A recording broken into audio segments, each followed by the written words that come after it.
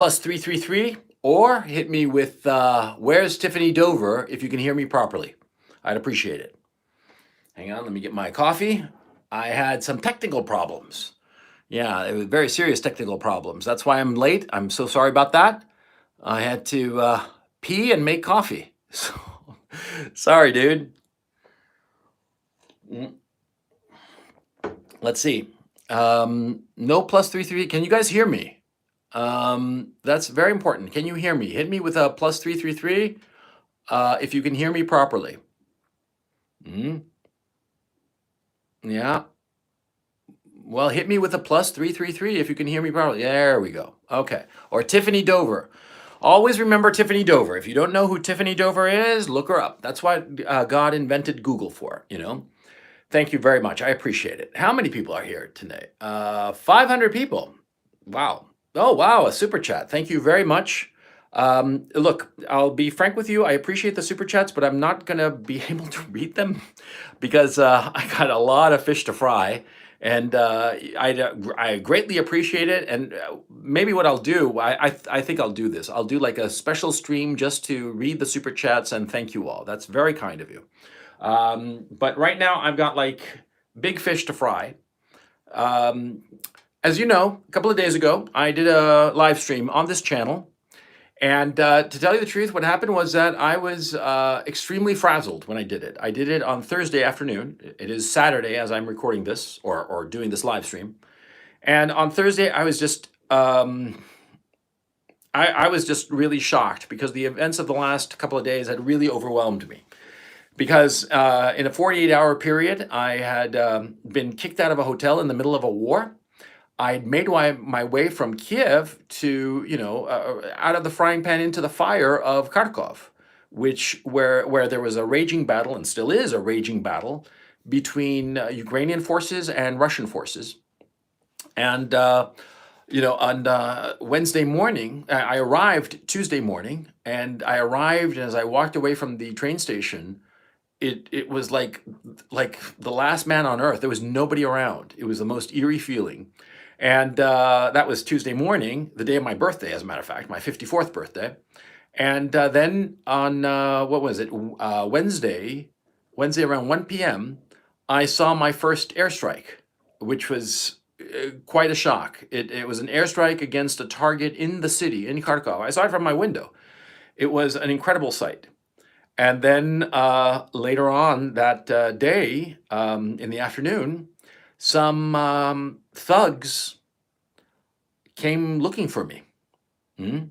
Because what has happened is that over the past last weekend or so, a video I made went viral because a Russian channel repackaged some of the content and did a 6-minute video.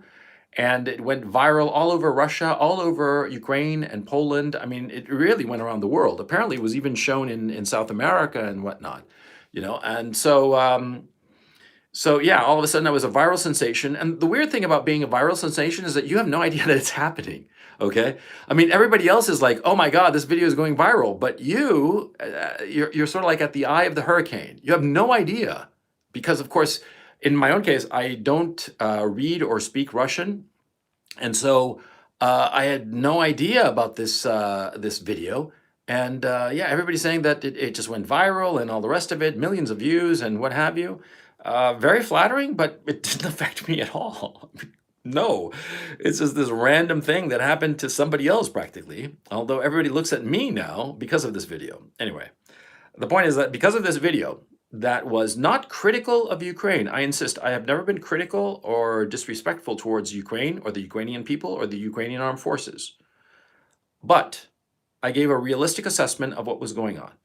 And this realistic assessment really pissed off a lot of people. A lot of people in Ukraine and a lot of people who are quite shady. Let's put it like that.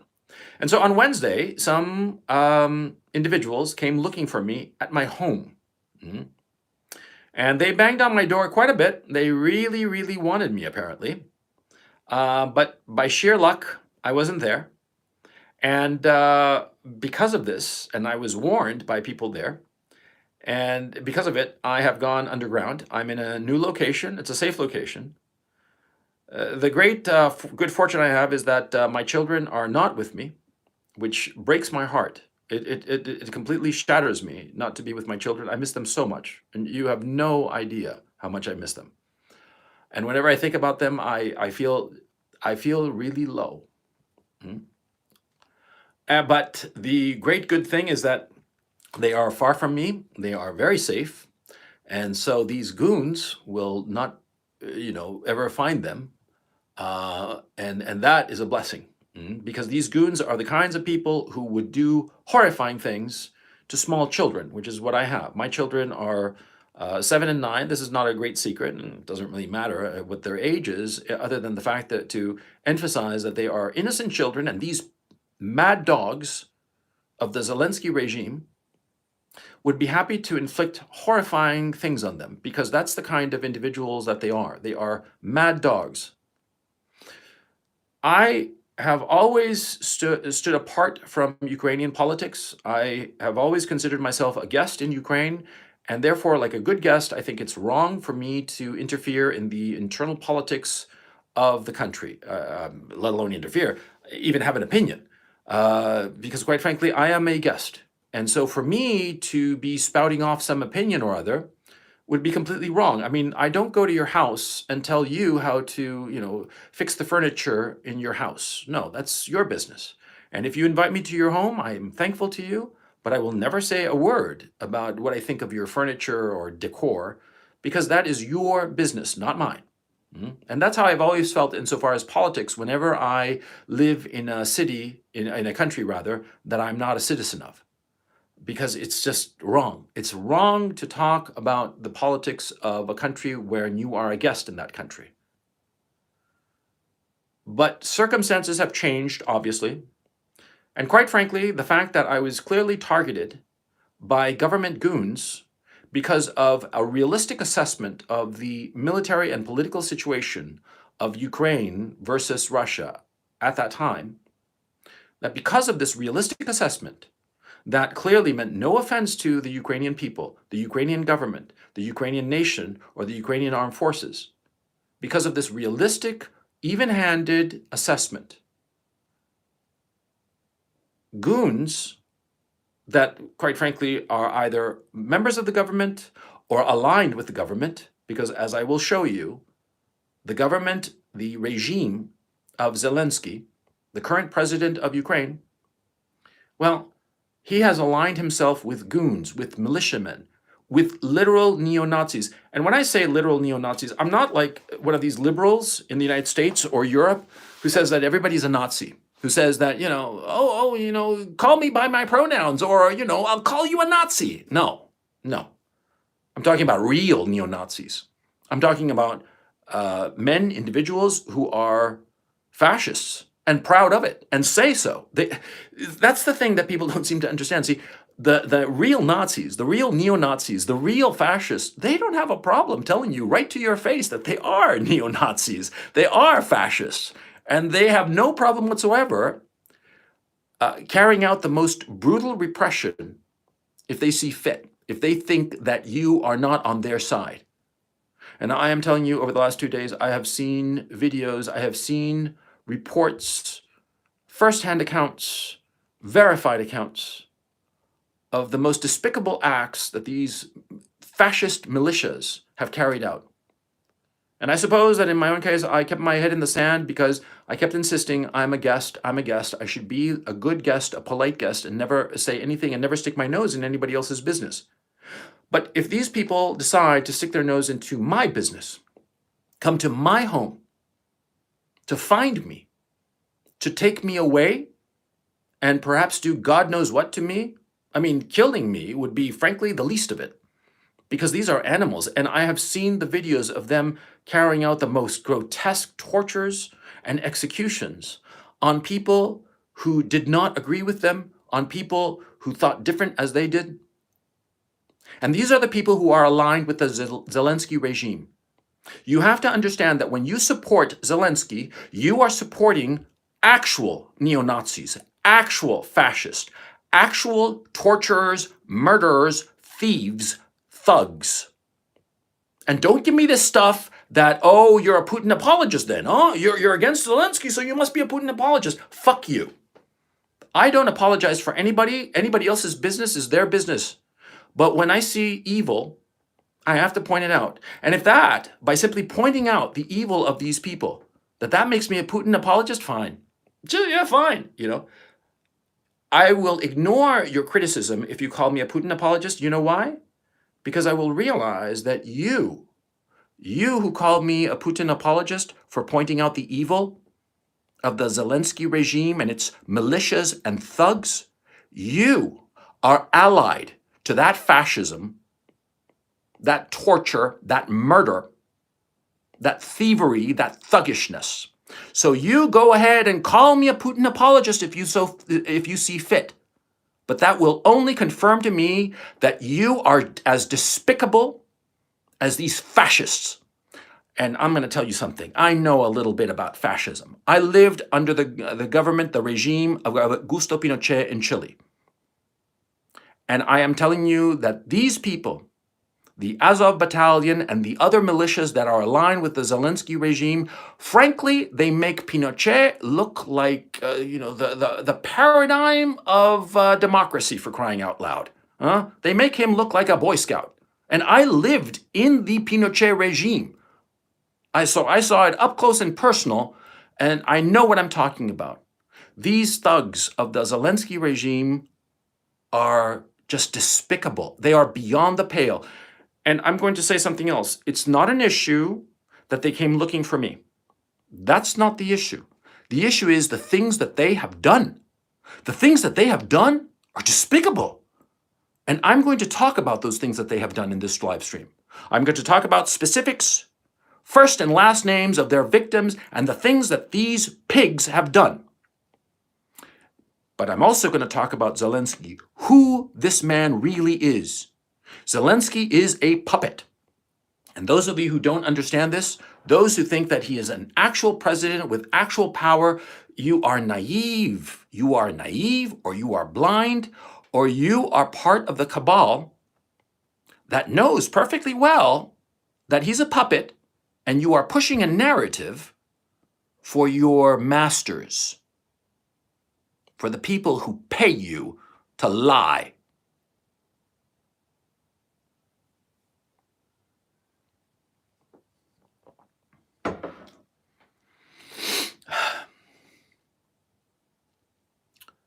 I'm trying to get a hold of myself because I'm extremely upset. The funny thing is that I'm not so upset about what almost happened to me. I think it's kind of cool. I mean, damn, man. My life has been like one big adventure. I've lived under Pinochet's dictatorship. I got an Ivy League degree. I've been a screenwriter in Hollywood and a published novelist with Big Five publishers in New York.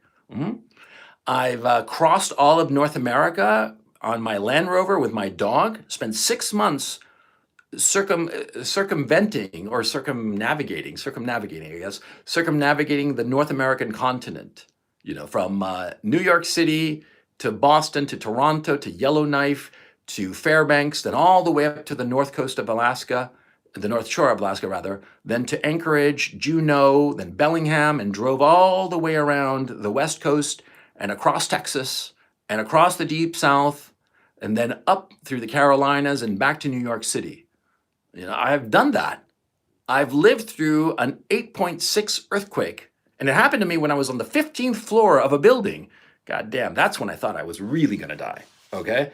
That was scary, okay? And here I am in Ukraine, in the middle of this Russian invasion of Ukraine. Yeah, so, targeted for assassination by, right-wing goons. Not even right-wing goons, because they're not properly right-wing, because they don't even have an ideology. They're just crazy people. They are just crazy people, and you have to understand what has happened. And it's going to take some explaining on my part. And so I urge you to be patient and understand that this has a lot of nuance. It is not Putin bad, Zelensky good. No, because life is not like that. You have to be an adult. I mean, what have I said in all of my CRP content? That you have to be an adult and you have to understand that everything has nuance, everything has complexity. And the fact of the matter is that there are no good guys and bad guys. There are simply people with interests and priorities and goals who try to achieve them as best they can. And sometimes they use noble methods, and sometimes they use methods that are low and despicable. And that's the truth. There are no good guys and bad guys. Everybody thinks of himself as a good guy. Yeah. I mean, I'm sure that Hitler thought he was a great guy. Yeah. Stalin too. Pol Pot must have thought that he was just a saint come down to earth, for crying out loud. All of these people thought they were good people. Everyone thinks that he's a good person. And in fact, many times, many people who seem to be evil turn out to be quite good. And other people who seem to be quite good on closer examination turn out to be despicable, low, evil, wrong. And you have to point it out. But you cannot reduce everyone to this black hats and white hats nonsense. You have to be an adult. You have to be nuanced. You have to dig in and understand a situation. How am I doing, by the way? There was a little thing on my phone, an alert that might have thrown me off. So hit me with a Tiffany Dover if everything is copacetic. I'd appreciate it. Let me just set myself up here. Everything copacetic? Tiffany Dover, great. Tiffany Dover. And if you guys don't know who Tiffany Dover is, please look her up. She's a victim of a despicable act, as far as I'm concerned. Also, another thing. If I wink out, I'm going to try to get back on the stream. It's not that my building got bombed, okay? What happened was that the internet went on the fritz momentarily, okay? And if I go out definitively, do not think the worst. I appreciate so many of the kind words that people have said to me. I truly do. I think it's really, I hate to use this word, but it's the truth. It's heartwarming when people say such nice things in the comment section. I so appreciate it. When people thank me for the information that I'm providing, the perspective that I'm providing, it really means a great deal to me. And I'm going to tell you this now, and I'm not going to pussy out and cry like a little bitch after this, okay? And after this, I'm just going to treat you like, fucking chat, okay? Okay. I really appreciate it, though, so that you know. I truly, truly do. Okay. So let's get started. Now, Volodymyr Zelensky is born in 1978, and he is an actor, and he's a very successful actor. He is he specializes in comedy. He's a good-looking fella, hard-working fella. There are videos of him, and people have been mocking him in different platforms, saying that, oh, look, he's dressed up in, in drag and, and doing a gay dance or whatever. No, that's just a comedy bit. That's kind of silly. He was a professional actor who became a politician. Now, this is perfectly respectable. I mean, Ronald Reagan was a professional actor who became a politician. We don't have a problem with him now, do we? Of course not. See, just because you decide to change careers and do something different with your life, that's perfectly fine and perfectly respectable. The problem is how this happened. You see, Zelensky was an actor, a successful actor, before he was hired in 2015 for a show called Servant of the People. In this show, he played a school teacher who gives a rant on video over the corruption in Ukraine, and this video goes viral. And by circumstances, the comedy circumstances of any television series, he becomes president of Ukraine. And that seems perfectly innocent, right? Right? Well, you start digging in a little bit deeper, and you start to realize that this is all kinds of AstroTurf. Now, for those of you who are foreign, or who are not American, rather, sorry about that, because I'm not in the United States. I'm in Ukraine, and so. For those of you who are not American, you see, there is an expression in English called a grassroots movement. That is a movement that comes from the bottom and that rises organically, like grass shooting up. That's a grassroots movement. But there is a term called AstroTurf movement, or AstroTurfed. That means when a movement appears to be organic, that rises up from the people, but in fact, it's paid by moneyed interests. And it comes from the fabric called AstroTurf, which is used in American football to cover the fields. American football was originally played on grass, But with modern stadiums and whatnot, they basically put this carpet of AstroTurf. It's a synthetic material. It bounces somewhat, and it's where professional football players play their game. And of course, AstroTurf is made of plastic. It's manufactured. It's not real. Okay, you don't grow AstroTurf, right? You make it. You make it with money, and that's the point. An AstroTurfed movement is a movement that has been made with money. Now, the person who made Zelensky, the person who is his puppeteer, who pulls the strings on his life, on his existence, his political career, who has appointed all of the members of his cabinet, or has not appointed them, but he has been the one to decide who are the members of Zelensky's cabinet, is a man that you have probably never heard of. His name is Igor Kolomoisky. I have a difficult time pronouncing that name, and if I didn't disrespect him so much, I would say, I don't mean to disrespect you by mispronouncing your name, but to tell you the truth, I find Igor Kolomoisky the most despicable piece of shit that I've ever come across, because he really is. The man is, at this time, he's 59 years old, just 5 years older than me, so roughly of my generation. And he is a billionaire oligarch, and he lives in Switzerland. And he has 3 passports. Now, his passports are Ukrainian, where he was born in Dnipropetrovsk, Israel, and Cyprus. And the kind of man he is he has said that, well, in Ukraine, it's illegal for a Ukrainian citizen to have 2 passports. But he has said that it's not illegal for him to have 3 passports, because there's no law saying that it's illegal to have 3 passports. You see? You see the way that this man operates? Mm-hmm. He goes by the letter of the law, even as it completely violates the spirit of the law. Mm-hmm. And in fact, in his business dealings, he has used physical violence. He has, on his payroll, militias, goons, thugs, and this is a known fact. This is not me making something up. This is known. He is the man who has bankrolled the so-called Azov Battalion. The Azov Battalion, right now, as we are speaking, is fighting a fight to the death with the Russian army in the port of Mariupol. I think, I can't pronounce these names. I am so sorry.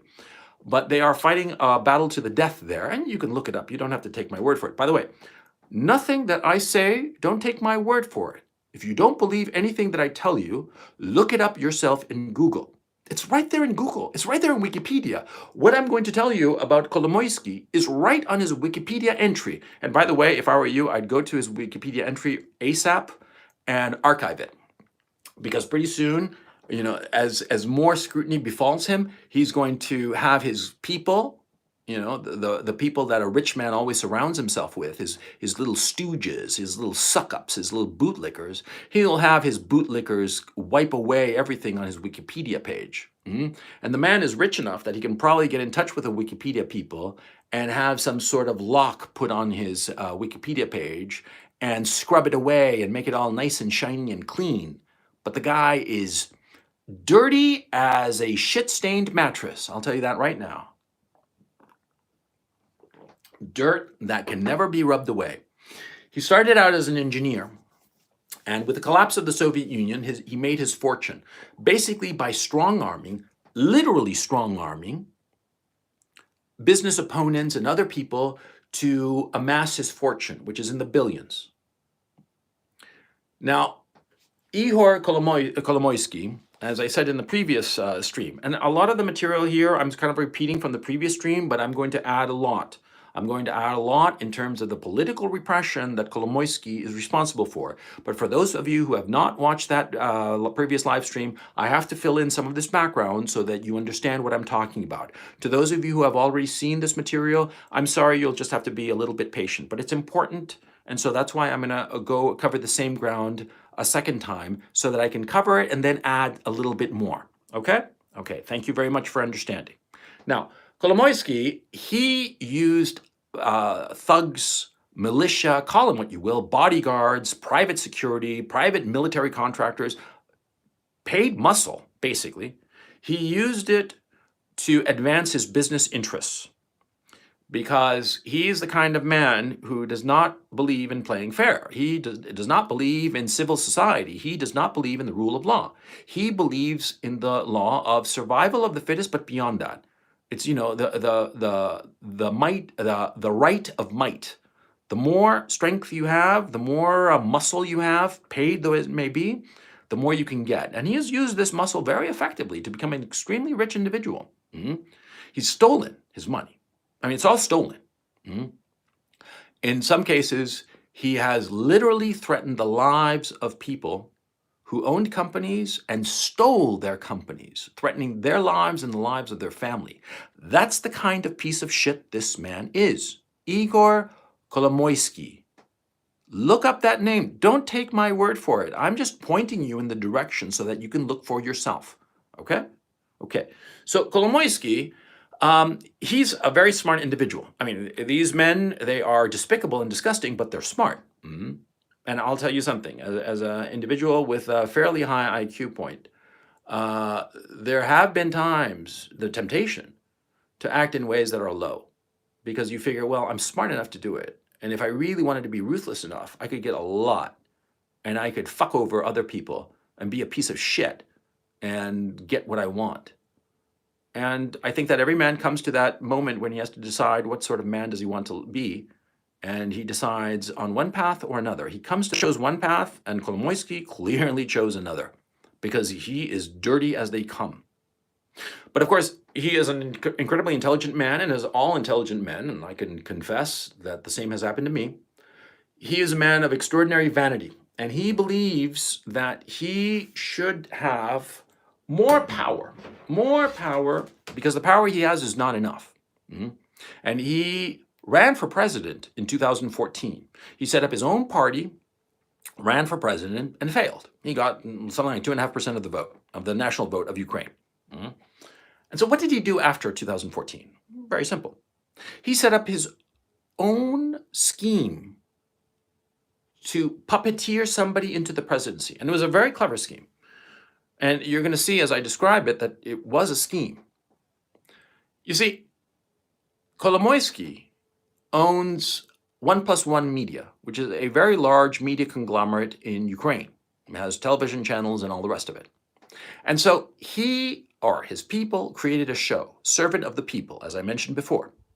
Servant of the People was a comedy program about a school teacher, as I said, who, in desperation and anger at the corruption in Ukraine, which is endemic and which is caused by men like Kolomoisky, because they exploit this corruption and make it grow even larger. Corruption is a cancer, and this man is a cancer cell on the soul of Ukraine. Anyway, the television show Servant of the People, Kolomoisky, or his company, produced it. They produced it, and of course, Kolomoisky, who owns a number of different enterprises, he astroturfed the show.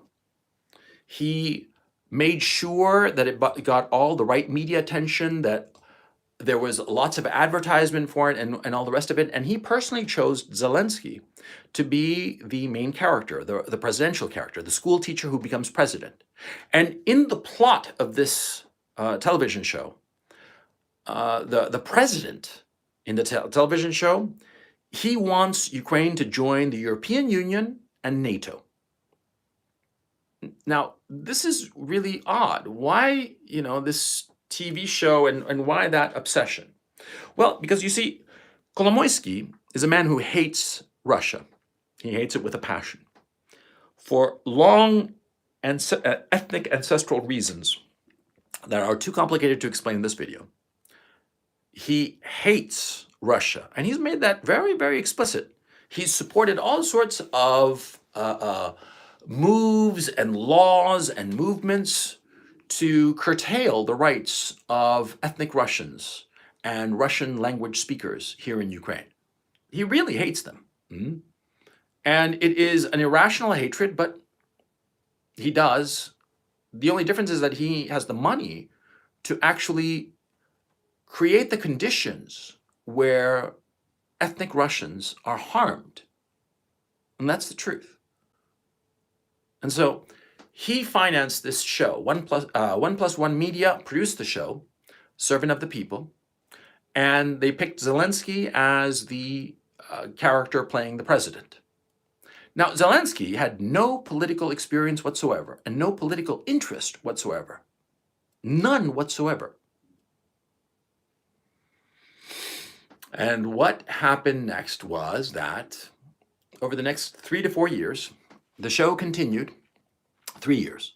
The show continued. It became more and more popular because Kolomoisky put more and more money into the advertisement of the show, trying to astroturf it into popularity and bring Zelensky as the candidate for president, for actual president.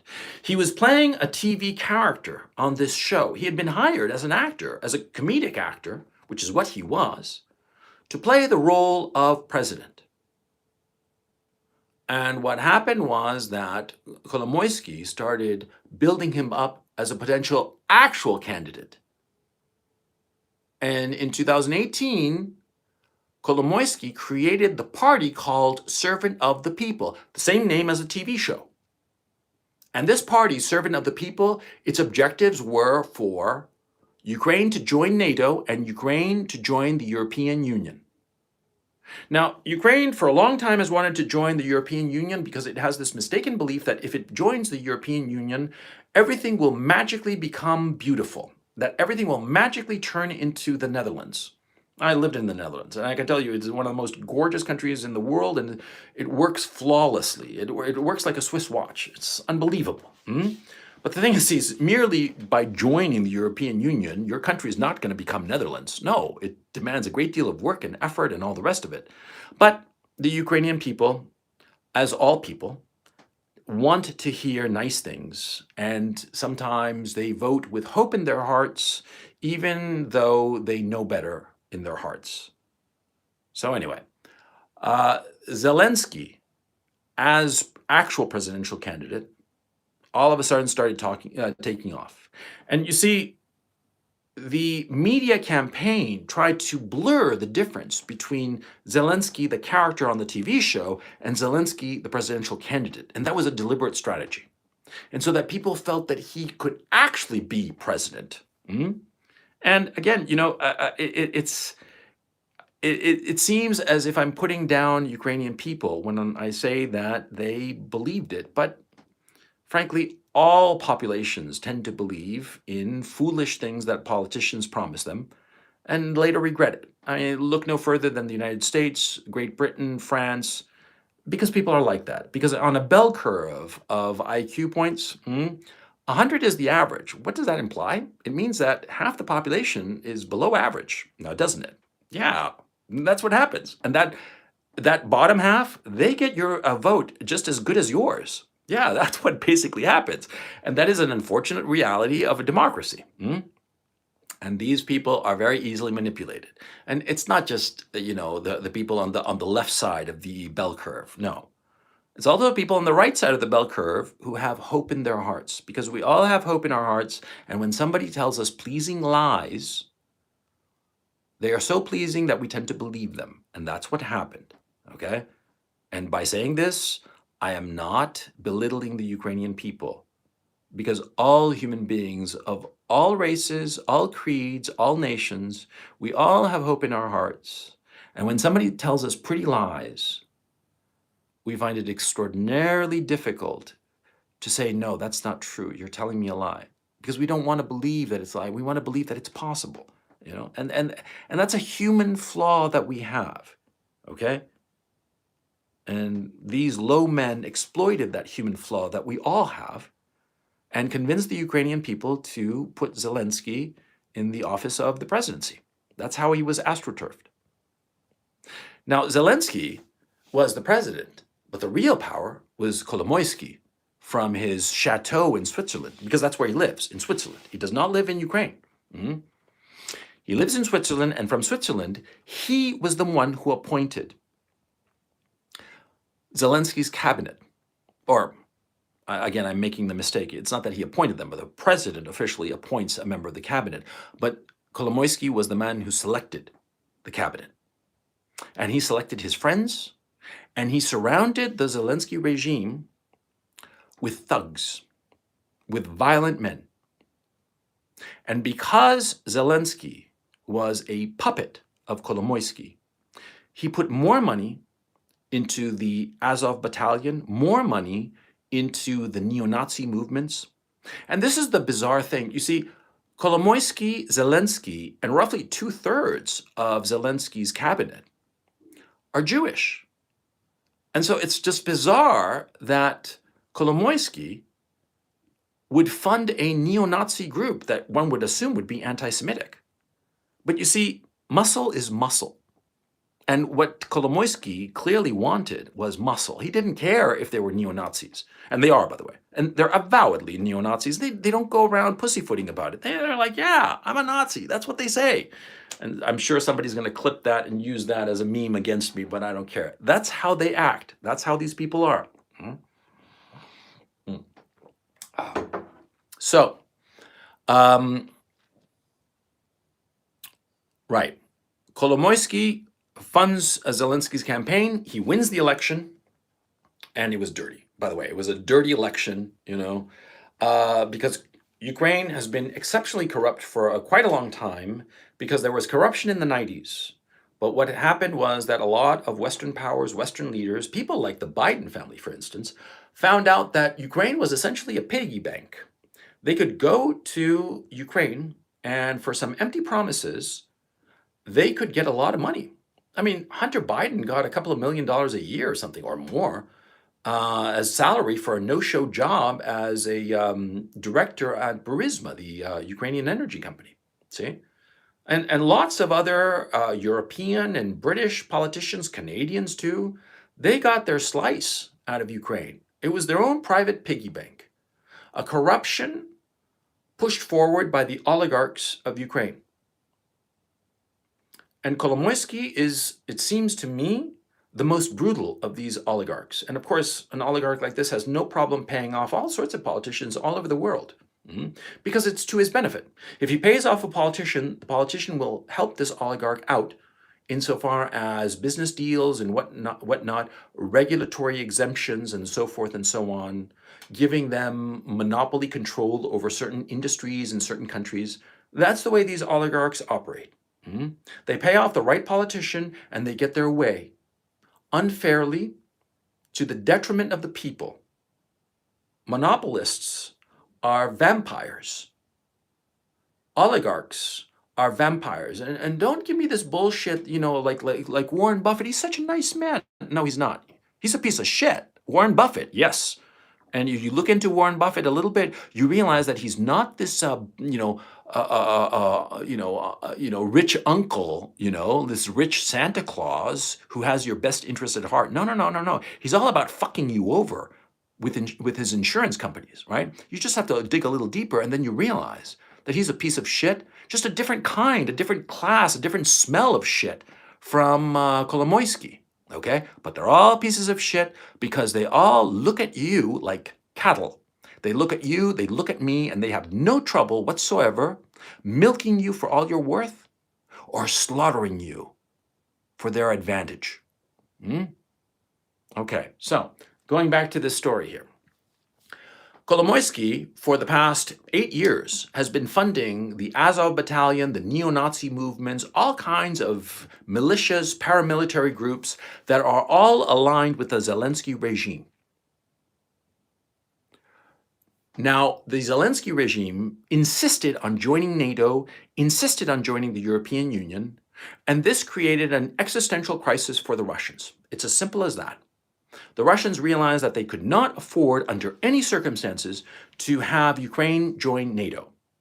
Now, a lot of people in the United States do not seem to understand this, so let me give you who are American, you who are listening to me now, let me give you the point of view of the Russians. Suppose that the Chinese become friendly with Colombia in South America. They become real friendly, and they enter into this joint military alliance. That's pretty weird, right? I mean, China and Colombia, they're separated by the Pacific Ocean. It's a pretty big ocean, right? But they get into this military alliance, and then Venezuela joins too. And then Panama soon enough joins. And then Guatemala joins this Chinese military alliance because they all claim to be equal members of equal status, but the biggest rooster, who is it? China. China really controls this military alliance. And China makes all these countries buy Chinese weapons, very expensive weapon systems. And it basically just twists their arm just a little bit, but still twisting their arm. Because, see, these guys, they realize that they only need to get their arms twisted a little bit to realize I'm going to pay up and buy these weapon systems, because or else the Chinese are just going to flat out break my arm, and the next guy who's president of my country is going to buy their weapons anyway. So there's no resistance. Resistance is futile to the American military-industrial complex. I mean, the Chinese military-industrial complex. So anyway, the Chinese get into this alliance with Colombia, with Venezuela, right? And it's not an alliance that sells weapons to these countries, but like with no purpose, because they don't have an enemy. But then this alliance one day decides, we should say that our primary adversary is the United States. Yeah, but we're building our alliance, it's just mutual protection, mutual defense. And, Honduras joins, and Nicaragua joins, and Costa Rica joins. And then, the United States sees this and they get a little freaked out, and there are weapon systems, Chinese weapon systems, in Colombia, in Venezuela, in Panama, in Nicaragua, Honduras, Costa Rica, and it starts wigging out the Americans something awful, right? And they say, don't get Mexico to join. Okay, I understand you have your security concerns, but don't get Mexico to join, because then it affects us, because Mexico is our buffer. But the Chinese, they say, why? Why are you saying that? Why are you saying that Mexico can't join? I mean, any country is free to join any alliance that they want, right? Right. And so if Mexico wants to join the alliance, the Chinese-led alliance with Chinese weapon systems all over Central America and South America, well, why are you such a bad, crazy person that you don't want Mexico to join? What's wrong with you? Huh? Are you evil? Do you have any intentions on Mexico? Maybe we should get Mexico to join us because you have evil intentions for Mexico. You see? And so finally, the Chinese start poking and poking and poking at the United States, and Mexico keeps insisting that it wants to join NATO, and it starts making moves like, it wants to retake Texas.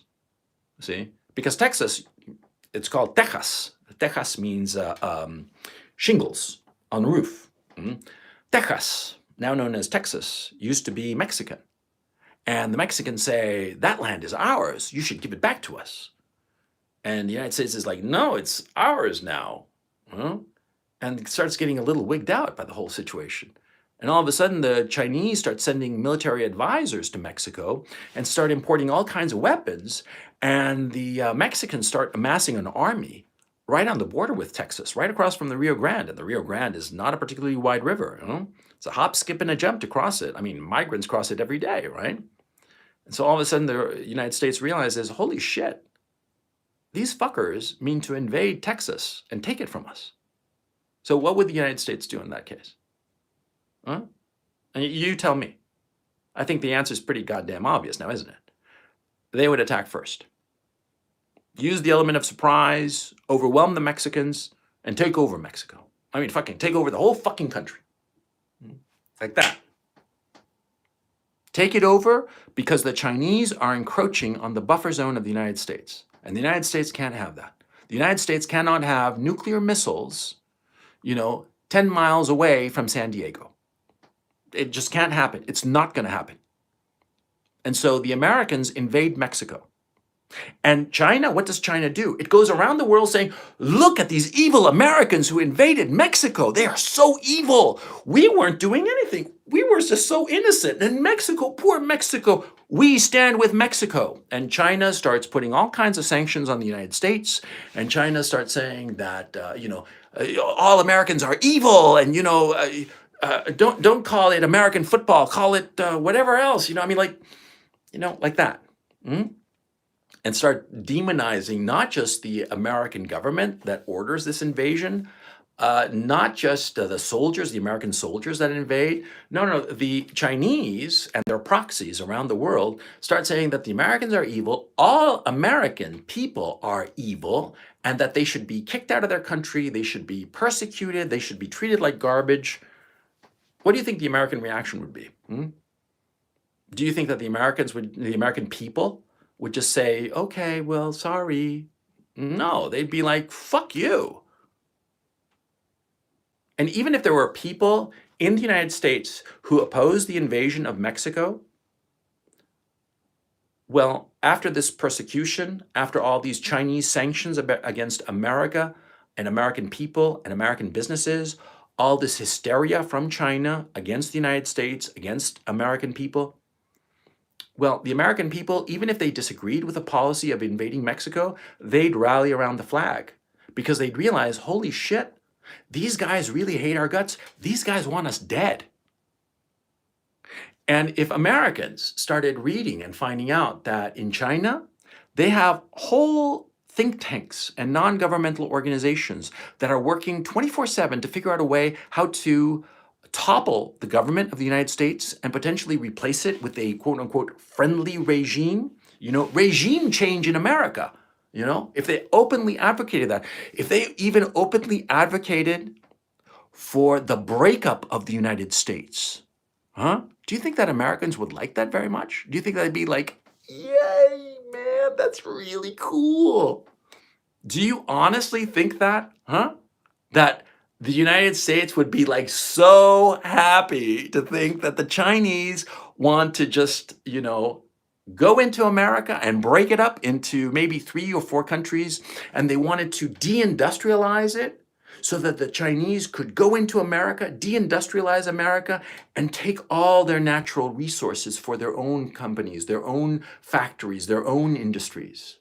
Do you think Americans would like that? Do you think that they'd be like, oh, that's so wonderful. That's such a wonderful fate. Do you think? Think, motherfucker. Come on. People in the United States would be outraged, justifiably so. So you see what's happening. Do you understand what's happening here?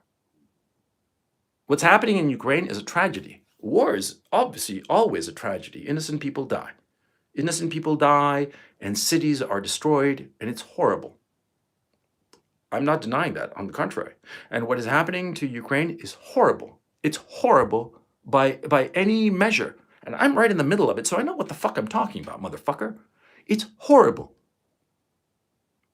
But did it just happen just because? I mean, I've given you this metaphor, or this analogy rather, with Mexico encroaching on the United States. And perhaps now you understand the situation. For the Russians, this is existential. They will fight to the last man to conquer Ukraine. Conquer, capture it, whatever you want to call it.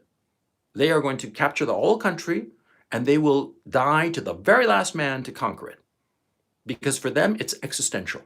Because they will never allow NATO and its weapon systems to be in Ukraine threatening Russia. And from their point of view, it is, do or die now. For America, it's no big deal. It's like Ukraine. It's fuck all, far away, right? But the Americans don't seem to understand this, or their arrogance or hubris, or the other possibility is that they are being manipulated by certain interests that do not have the well-being of the American people in mind. They don't have the best interest of the Ukrainian people in mind even. No. People like Kolomoisky, or people like Victoria Nuland, people like Wendy Sherman, people like Anthony Blinken. Anthony Blinken is the Secretary of State in the United States. That is basically, for those of you who are not American, he is the Minister for Foreign Affairs. Wendy Sherman is one of the principal negotiators. She's an Undersecretary of State, I believe. I forget her exact title, but she's the point person insofar as dealing with the negotiations with the different countries around the world. And Victoria Nuland is a very influential figure who engineered the coup d'etat in 2014 that overthrew the Yanukovych government and installed the Poroshenko government. And she is somebody who is the point person for Eastern Europe. Now, all of these people are with Kolomoisky in the sense that they all agree in the ultimate goal. And the ultimate goal is to destroy Russia because they hate Russia for ancient ancestral reasons that have nothing to do with the practical realities of today. They have an inchoate, visceral hatred of Russia. And they will do whatever it takes to destroy Russia. I mean, they hate it, okay? I mean, you have to understand that. And so, anyway, Kolomoisky, as I said, he has his goons.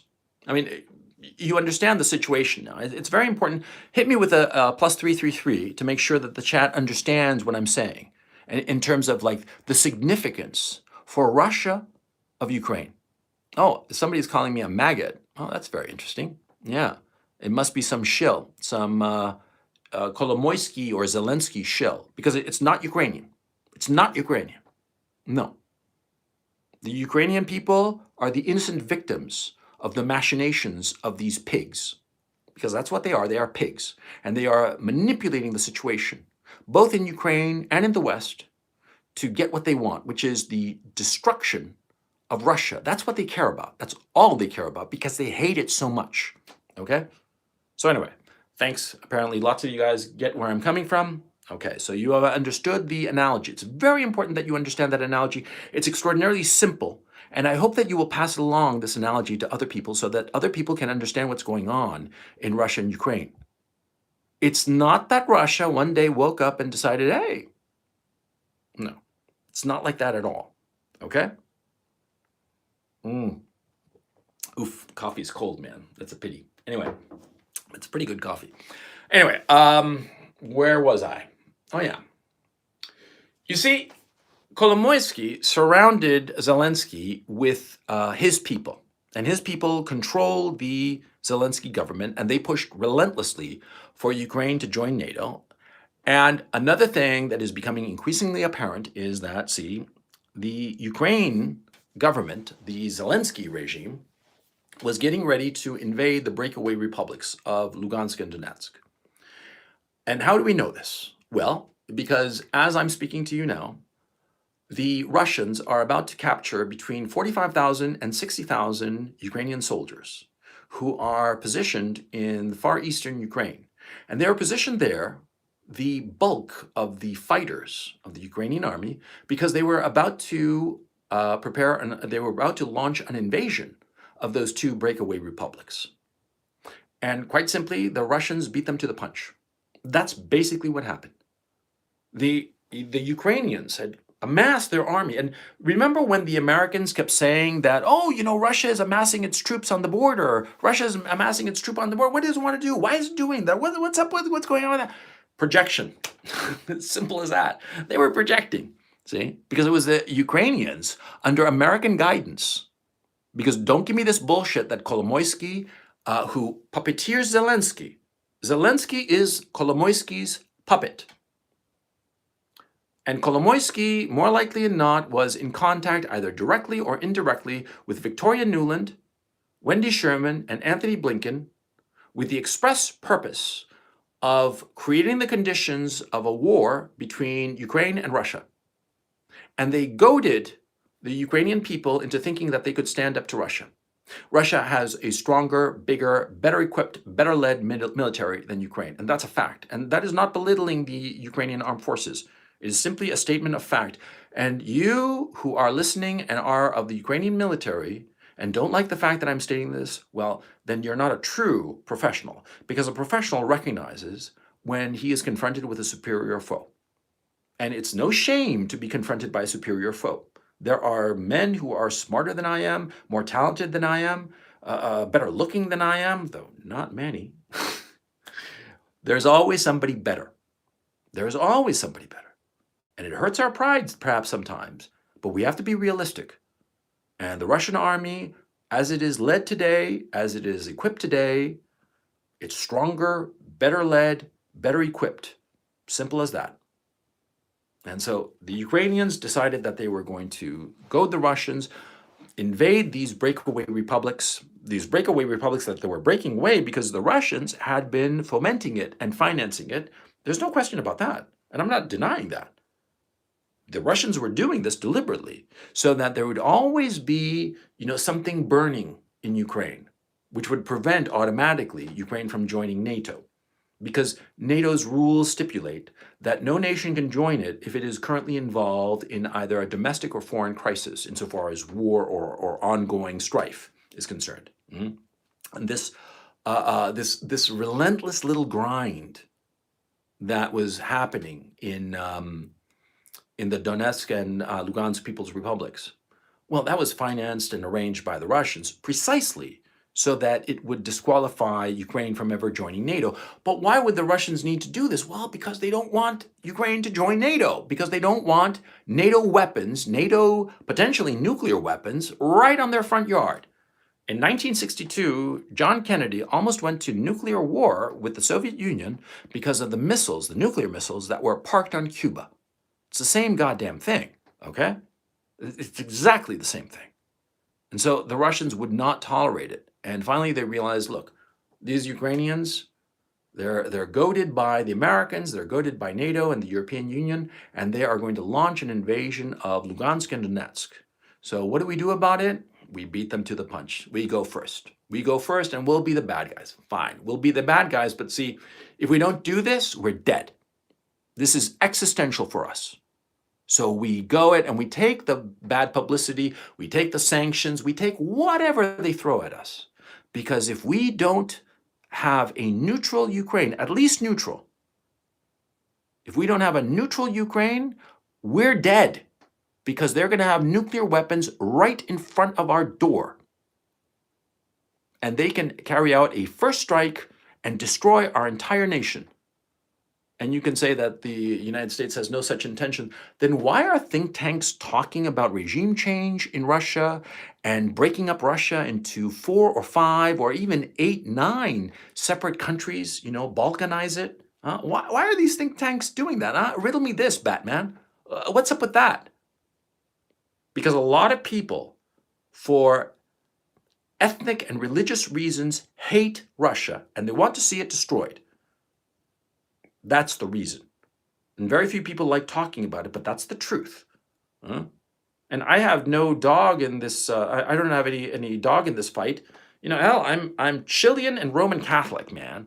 I mean, as far removed from this shit as you can possibly get, for crying out loud. I mean, I'm practically a Martian insofar as this conflict is concerned. And therefore, I can look at it and say what's really going on. And it's this bizarre ethnic hatred for Russia that is fueling this bullshit. Because on top of that, the Russians don't have any designs for Europe for 2 reasons. Number one, they're not interested particularly in Europe. And number 2, they have been swatted aside by Europe economically and culturally for so long that the Russians have turned to China and they have discovered a very enthusiastic partner. And the Russians are realizing that their future lies with China, not with the West. Insofar as Russia is concerned, Western Europe is dying. The United States, as far as Russia is concerned, is dying. China, Southeast Asia, South Asia, that's the future. India, Bangladesh, Sri Lanka, Vietnam, and China, as I said, and of course Indonesia. The Russians are realizing that that's the future. And that's where they have to point their efforts, invest their money. They look at Europe as just a lost cause because the Europeans for now decades, for 3 decades, have consistently rejected the Russians. And so what happens to a guy who constantly chases after some girl and the girl keeps rejecting him? He finally gets bored and starts looking around and he finds, oh, look at this bookish little Asian girl. But she's so nice to me, and she cooks for me and cleans for me and treats me nicely and is happy to see me whenever I show up. And so what the fuck you think the guy's gonna do, man?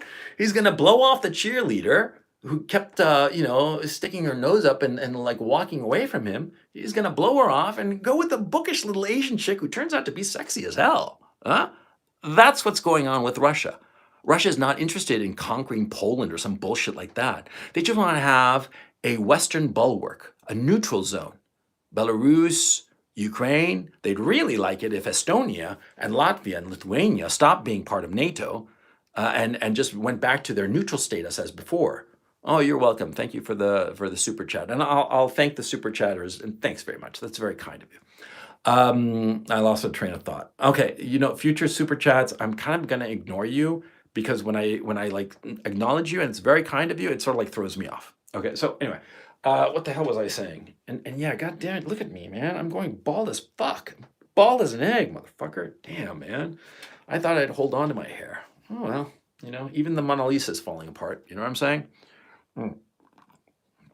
Anyway, before getting thrown off my thing, I was saying that the Russians no longer care about Western Europe. They don't. They have no interest in Poland or what have you. They don't care. They are looking to Asia because they see that Asia is the future. And they have recognized, especially over the last few years, especially since 2014, with the implementation of all these sanctions and this demonization of Russia, the Russians have realized that they have no future with Western Europe or the United States or Canada or Australia or New Zealand. Their future lies with Asia. They have discovered a very enthusiastic partner. They are pivoting in that direction. They're happy. They don't need the bullshit of the West. And they certainly don't need NATO right on their doorstep in Ukraine. And so that's why they invaded. And so let's turn to Kolomoisky. Kolomoisky, has been egging on this whole thing. I mean, like I said, he is the puppeteer behind Zelensky. Kolomoisky is the man who controls Zelensky up until now. Now, here is the part where I'm going to go into some slight speculation. Now, you can take it or leave it as you see fit. But you see, up until this war, it was very clear that Zelensky was Kolomoisky's plaything, his toy, his puppet, call him what you will. Because Zelensky has no political experience, no executive experience. I mean, come on, he's literally an actor. And he knows how to act, he knows a good PR moment and all that bullshit, but he does not know how to lead, he does not know how to organize a government, he does not have any kind of executive experience. All of that was provided by Kolomoisky. He was the real power behind the whole thing, okay? Now, the war started.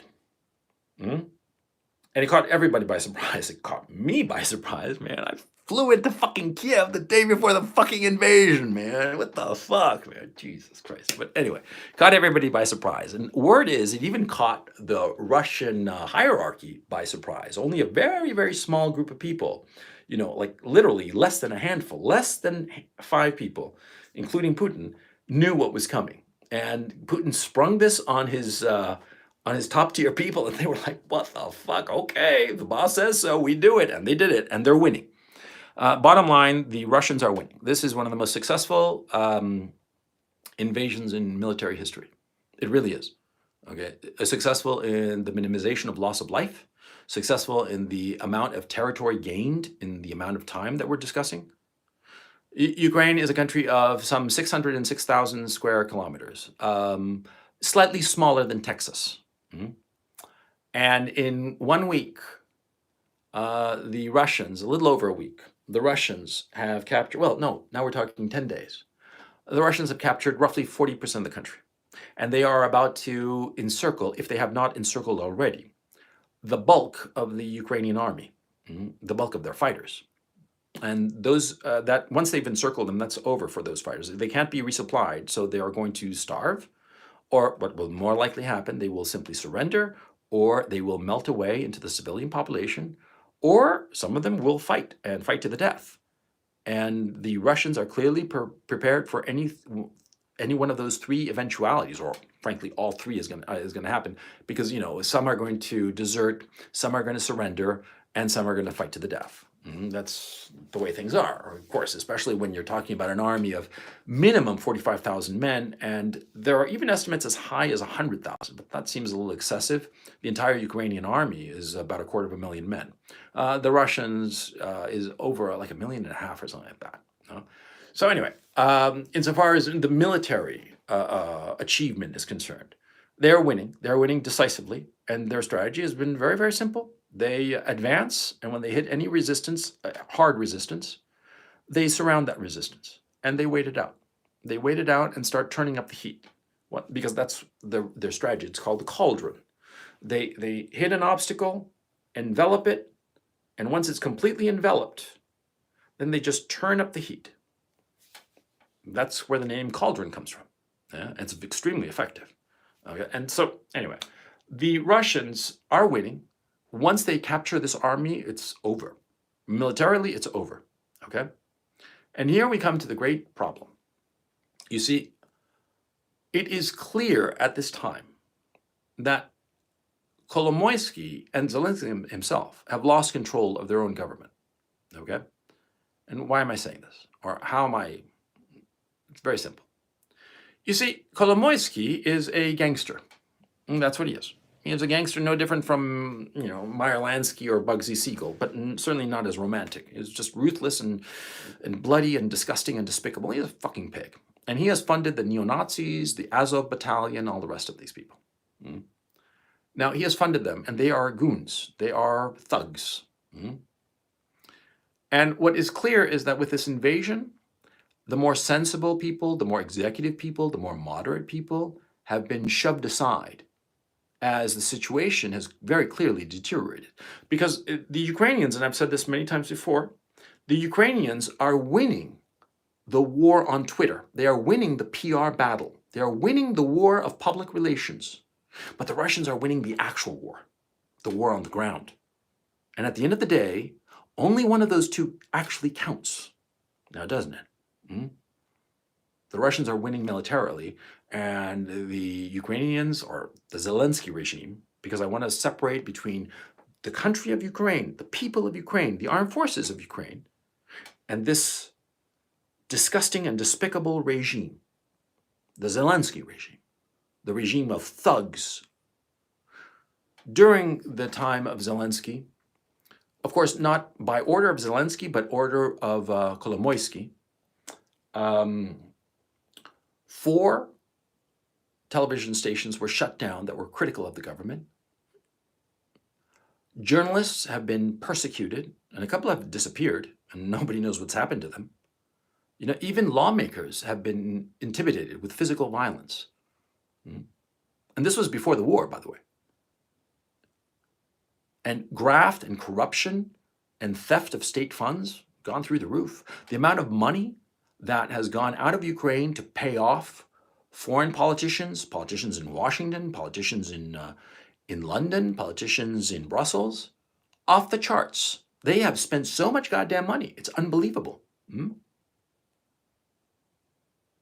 you think that Zelensky had anything to do with that? He was just the figurehead. He's just the puppet. He's just the face. The man doing this was Kolomoisky. He's the one who did it.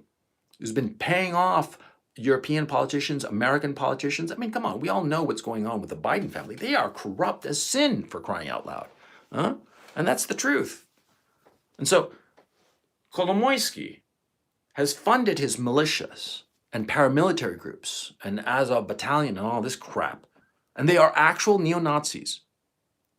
And when Vladimir Putin said that he was going to invade Ukraine to accomplish 2 things, the demilitarization of Ukraine, that is, turn it into a neutral state, and the denazification of Ukraine, this is what he meant. Because Kolomoisky, Jewish though he is, he doesn't care if he has fascist muscle. All he cares about is having muscle. But what I suspect has happened is that with this invasion and the clear sense that the Ukrainians are losing, and from the very beginning it was clear that the Ukrainians were going to lose, the more sensible, moderate people, the more hard-headed people, the people who would actually go ahead and potentially negotiate a structured surrender of some sort or a cessation of hostilities that would leave the Russians in the driver's seat, well, they were pushed aside. And the people who are now clearly in control of the government are the thugs. And if you don't believe me, look at all the pictures of Zelensky. Like, for instance, when he signed the letter asking to join the European Union, that it was so celebrated, look at the people around him. They were thugs. You can just see them and you realize, I mean, they look like club bouncers now, didn't they? Yeah, they were thugs. And look at the people who negotiated with the Russians in Belarus. Because recently there has been a series of talks. Because the Russians, when they go to war, the Americans, when they go to war, they cut off diplomatic relations and just go to war and kill everybody. And that's what they do. But the Russians are very different. When they go to war, they continue with diplomacy. Because they try to work out, because they see war as a continuation of diplomacy. Mhm. And so what they try to do is continue with the diplomatic efforts, even as they're trying to conquer your country, and try to figure out a way to end the hostilities, because they don't want to continue the hostilities indefinitely. They don't want to destroy anybody's country. They certainly don't want to destroy Ukraine, because to them, Ukraine is the same as Canada is to any American. They're like cousins. They're like brothers. And yeah, in Quebec, you got the crazy ass Frenchies, right? But they're still like our guys, right? That's how the Russians view Ukraine, okay? And Ukraine is, and I do not mean this in any sort of disrespectful way, but they are very similar to the Canadians in that relationship between Canada and the United States, Ukraine and Russia, in that they're gentler, they're softer, they're more polite. I would venture to say that perhaps you could even say that they are kinder. Mhm. And so that is the relationship between the two countries. The Russian political leadership, most certainly, has no intention of abusing the citizenry. It is very clear. I am talking to you from Kharkov, that is being surrounded by the Russians. And I have electricity, I have running water, I have internet, I have cell phone. If the Russians really wanted to abuse the citizenry, all of that would have been gone in the first day, because the Russians could do it. If the Russians wanted to level Ukraine, it would take them maybe 12 hours. And level them with non-nuclear weapons, okay? And they could do it easily without breaking a sweat, okay? I mean, they just say the word and Ukraine would be leveled from end to end if the Russians wanted that. They don't want that, because if they wanted it, they would have done it already. They just want the military to lay down their weapons. And the problem is that the current Zelensky regime, realizes that the game is up. And the fascist neo-Nazis realize that they are dead men. That's what's going on. And so that's why this war is prolonging itself, because the neo-Nazis in the Zelensky regime realize that if they lay down their weapons, they're going to be killed by the Russians. The Russians, unfortunately, have said this. That's the issue. They've said that they know who the Nazis are, and they're going to get them. They're going to get every last one of them. They've said so. And they've said that they have no trouble whatsoever and no problem whatsoever with an honorable, decent member of the Ukrainian armed forces. But to all the neo-Nazis, all the thugs, all the lunatics, the Russians have essentially said, you're dead. And that's why it seems to me, and this is, here we go into my supposition. My supposition from what I have seen so far is that the Ukrainian government, the Zelensky regime, is now controlled by the thugs that Kolomoisky put in there. And frankly, I don't think that Kolomoisky has any control over them anymore, because these thugs realize that the game is up and they are dead men. And so they are no longer paying attention to Kolomoisky, much less Zelensky. Zelensky is their puppet. He's just their skin suit, frankly. They realize that what they have to do is fight to the very last Ukrainian man, woman, and child, because if they get captured by the Russians, they're dead. And so they are going to do everything in their power to avoid that fate. That's what's going on now. And that is why every day, the Ukrainians, or let me phrase it, the Zelensky regime creates a situation that will lead to a foreign policy disaster for the Russians, like yesterday, or the day before yesterday, or yesterday. I'm getting the days mixed up, because it's been fucking intense. I'll tell you that right now. I mean, no kidding. It's been intense as all get out, man. It's a fucking war, man. Look, parentheses here. The death of people is tragic. I'm not saying that at all. I'm not denying that at all. But the whole thing is very exciting, man. I'm not going to lie. Maybe I'll do a live stream discussing what it's like to be in the middle of an actual war, an actual old-fashioned 19th century war, because that's what this is. It's incredible. Anyway, And I lost track of what I wanted to say.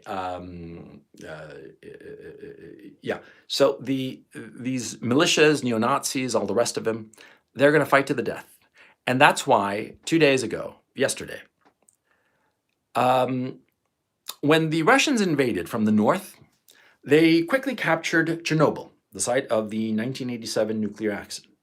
Now, of course, those reactors are still very dangerous, the ones that melted down, and a couple of the others still work and, in fact, provide electricity for Kiev. Now, the Russians arrived and they quickly came to an agreement with the Ukrainians that were fighting in that area, and they agreed to a mini ceasefire around the Chernobyl plant. And as professionals and as gentlemen, the two sides, the Ukrainian army side and the Russian army side, they have joint control of the nuclear power station at Chernobyl. And there's video floating around of the officers of both sides, supervising the operation. And they've come to a modus vivendi, which is, of course, the most sensible thing, because, of course, the Russians have their political aims. The Russian army has its political aims of capturing Ukraine. The Ukrainian army has its aim of preventing that capture. But for the greater good, for the greater security of all people, of course, they're not going to go to war over the Chernobyl power plant. Of course not. They're not going to create the conditions of some accident happening, some military accident happening, and God knows what occurring to innocent people, millions of innocent people. No, they acted as sensible, decent people, and they have come to an arrangement, and all good. The Russians captured the Zaporozhye nuclear power plant, and at 2 a.m. Friday morning, local time, all of a sudden, a squad of Ukrainians, but it's not clear if they were regular army or if they were paramilitary or Azov battalion or some other of these crazy-ass goon squad people in the Zelensky regime. Well, they showed up with some RPGs. That's rocket-propelled grenades. And they started firing those rocket-propelled grenades from the Zaporozhye power station, deliberately trying to draw Russian fire against them. Why? To create the nightmare public relations scenario of the Russians setting fire and shooting on a nuclear power station. Immediately when this happened, Zelensky went out with a statement saying that he denounced it, that the Russians were going to explode the power station, and the whole of Europe was going to go up in flames because of the crazy Russians. The crazy Russians did this. And it had nothing to do with the crazy Russians, and it had everything to do with Zelensky provocateurs. That's the truth. I'm going to say something else too that a lot of people are going to be upset about in Ukraine. They're going to be very upset about, but I'm going to say it. There was a rocket attack a few days ago, 3 days ago, that fell on an administrative building in the middle of Kharkov. Okay, actually not too far from where I live, about a kilometer away, a little over, about a mile away, perhaps 2 kilometers. 2 kilometers. Let's put it at that. Close, right? A rocket attack that destroyed a administrative building, a government administrative building that was facing the main square in Kharkov. Now, the thing about this building is that it had no military significance whatsoever. It was just a government administrative building, and it was empty. And it was, it was not leveled, but it suffered a huge hit. And what's really interesting is all the video that emerged. It was perfectly composed. And the thing is, see, the rocket that hit it, well, the Russians were really far away, okay? And I was there, and I didn't hear any plane, okay? I mean, it was not a rocket that you would think that could be launched from 40 kilometers away. I personally think it was a false flag, deliberately designed by the Zelensky regime. And the Zelensky regime has lied consistently about all sorts of stuff. For instance, the ghost of Kiev. The ghost of Kiev, who was this ace pilot who shot down 6 Russian planes on the first day. And then it was like 13 planes in like 2 days. Yeah, right. Yeah, sure. Yeah. Oh, it turned out that the name of the pilot was Samuel Haidsky. Those of you who know internet culture will know what I'm talking about. Yeah, it was Samuel Heidsky. There was no fucking ghost of Kiev. It was made up. Okay. The same story is that, there were 13 defenders on this little island called Snake Island in the Black Sea that was Ukrainian, and that the Russians invaded it and took control of it, really. And the 13 men there said, "Fuck you, Russians! We'll fight to the death," and they all died. And then it turned out that, first of all, there weren't 13, there were 82, which is kind of surprising. I saw a picture of the island. It was really tiny, but okay. 82 soldiers there, and none of them died. Okay. There were no 13. That was a lie. Okay. All kinds of lies. And what's really interesting is that the Zelensky regime is really, really good at the PR game. And what's the point of their PR game? To draw the West into the war, to create the conditions where Americans and Europeans are willing to commit troops to fighting in Ukraine against the Russians. And there have been all kinds of talk and all kinds of bullshit, like declaring a no-fly zone over all of Ukraine, which is just absurd, and I'll explain in just a moment. But all of this bullshit, it's PR manufactured. I mean, Zelensky is an actor. And Kolomoisky, he believes in PR and manipulating public perception to get his way. That's how he got a president into office in Ukraine. See, that's what's going on. So anyway, the thugs have taken over. The thugs have definitively taken over the Zelensky regime. Yesterday, he gave a press conference to the European Union, and he was stoned. I mean, he was serious. I mean, if I had to guess, I'd say it was cocaine. Okay, and Putin had said that he wanted to get rid of the drug addicts in Kiev, in the regime. He said that he called some of them drug addicts, and a lot of people said that that was just hyperbole. But the thing is, it's been becoming increasingly clear that Zelensky has a drug problem. I mean, he's a junkie, or he's got a serious coke habit, and probably bought all that coke with some of his $1 billion, because that's how much Zelensky is worth at this time, $1 billion. Now, tell me this: how on earth could a Ukrainian actor, star that he is in a successful TV show and successful movies, though he may have been in, how does he have $1 billion? Huh? You tell me, man. I mean, what the fuck you think, man? Come on. You're a grown-up. You know what's going on. Corruption, thievery. So anyway, Zelensky is stoned. And it looks like the kind of behavior that I saw in him, it reminded me of guys who had snorted a couple of lines of coke, on a long party with a lot of booze, and they were coming down, okay? And that means that the guy is snorting it 3-4 hours before, and he's coming down, and it's that kind of situation. I mean, I've had some experience with that. I mean, I personally no, but no way. But I know some friends of mine who had serious coke problems. Yeah, coke is a nasty, nasty drug, and that's my supposition. Okay, I could be wrong. Maybe it's something else, but that's not the point. He was definitely stoned. He's definitely on drugs. Okay, and so what Vladimir Putin said was true.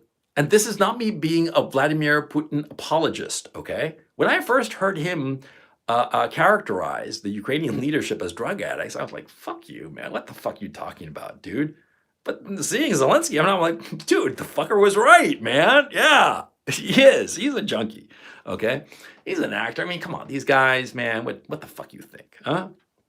Anyway, it seems clear to me, like I said earlier, that the thugs are in control, because whenever you see Zelensky, he's surrounded by thugs, by guys who look like club bouncers, and they look nasty, okay? They're nasty people, simple as that.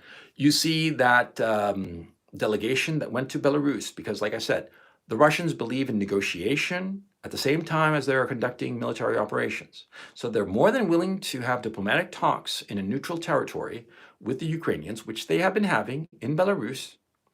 And at that first meeting, the Russians, they showed up their committee, their negotiating committee. And I looked at those guys and I'm like, dude, man, those guys could be my uncle, okay? in the sense that I know that type really, really well. They are very quiet gray men, corporate, best education, best universities, very well dressed, rich men, but very, very quiet, very low key, very professional, extremely dangerous, but in a not like a thuggish way. I mean, they're not going to pull out a gun or anything like that, but they'll fuck you over with like the right lawsuit at the right time, right where it hurts, like that. Okay, they'll fuck you over that way. They'll fuck you over legally. Okay, because they are honorable citizens. Yeah, they are the gray men who we want to run things because they know what the fuck they're doing. And I looked at that Russian delegation, and again, this is not Putin apologia or any shit like that. This is just an evaluation of the men that I saw. And those men the Russians who are in that negotiating committee, they're professionals. They're meant to be taken seriously, and they're guys who are tough. I mean, they're real tough, right? And then I looked at the Ukrainian delegation.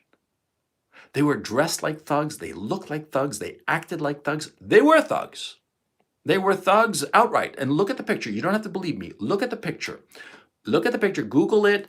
It's the first negotiation meeting between the Russian delegation and the Ukrainian delegation in Belarus. Google that and you'll see the picture. It's very clear. On the left-hand side are all these gentlemen from Russia who are there to negotiate. And on the right-hand side are a bunch of thugs. Yeah. I mean, you'd look at those guys on the right that were representing Ukraine, and they looked like the entourage of some white guy rapper. You know what I'm saying? Yeah, that's what they look like. And what was really interesting about that picture was that on the left, the Russians didn't have anything in front of them, or perhaps a notebook or two to write down notes, of course. But on the right-hand side, the Ukrainian delegation, these thugs,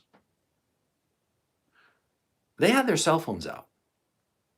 Now, I've been in a number of business meetings over the years, and very serious ones, some of them. And when you go into a business meeting like that, like a serious one, like, something that really heavy going down, you turn off your cell phone and pocket it. And if you're gonna, write anything, you'll have a notebook where you like quickly write some notes there. You're not gonna whip out your cell phone. You're not gonna lay it on the table on. You know why they had those cell phones on like that on the table?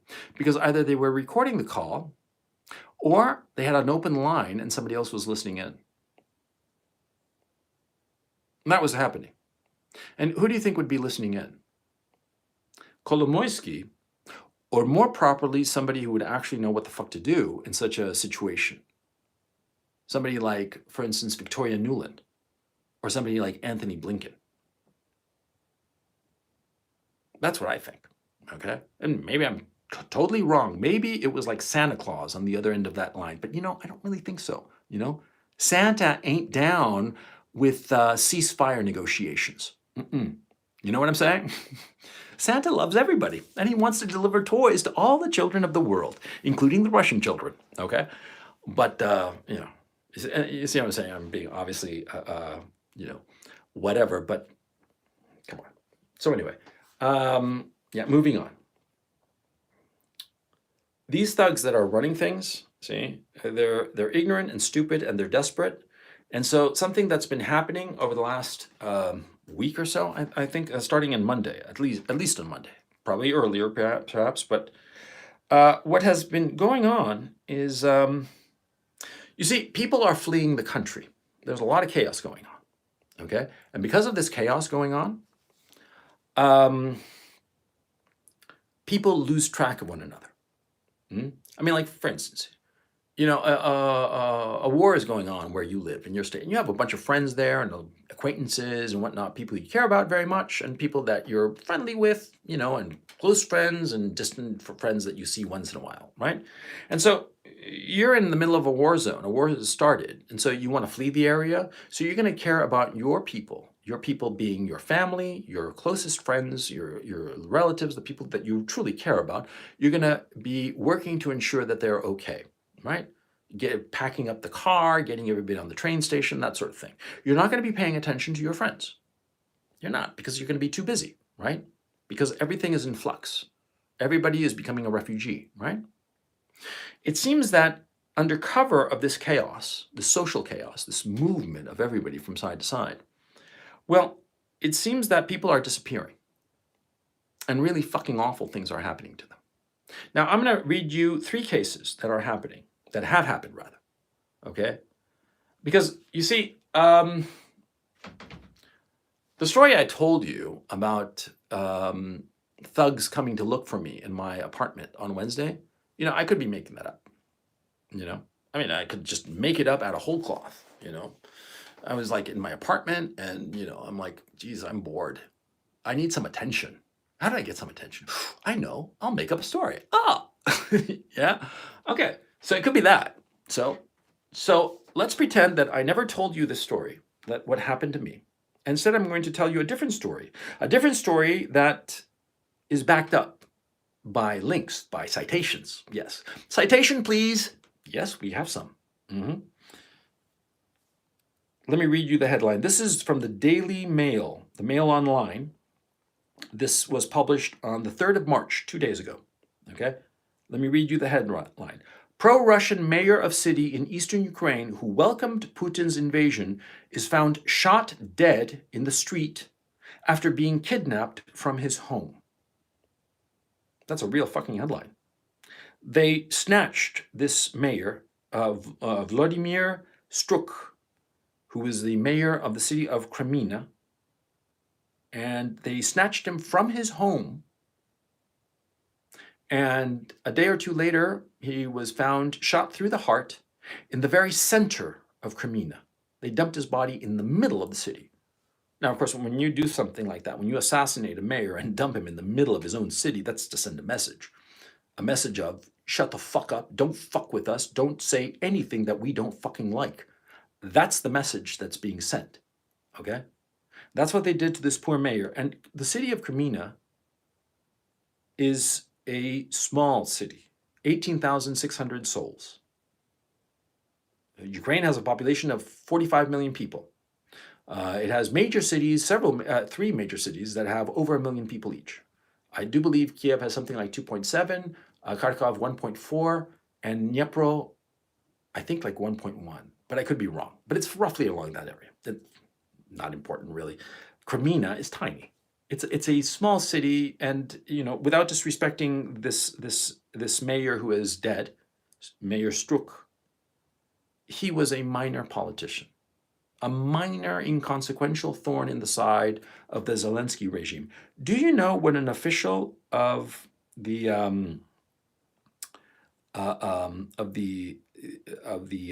Zelensky regime said? An advisor for the Interior Minister of Ukraine, Anton Garushenko, alleged that Mr. Struk, quote, was judged by the court of the People's Tribunal and called him a traitor. This is an official of the Interior Ministry of Ukraine who was celebrating the assassination of the mayor of Kreminna. That's not normal. That's not how a normal government operates. This is bullshit. This is fucking gangster shit, and not gangster in the cool way. Oh, you look so gangster in those sneakers. No. This is the gangster fuck you up and crucify you kind of shit kind of way. Yeah, that kind of gangster, which is the Azov battalion has done that, by the way.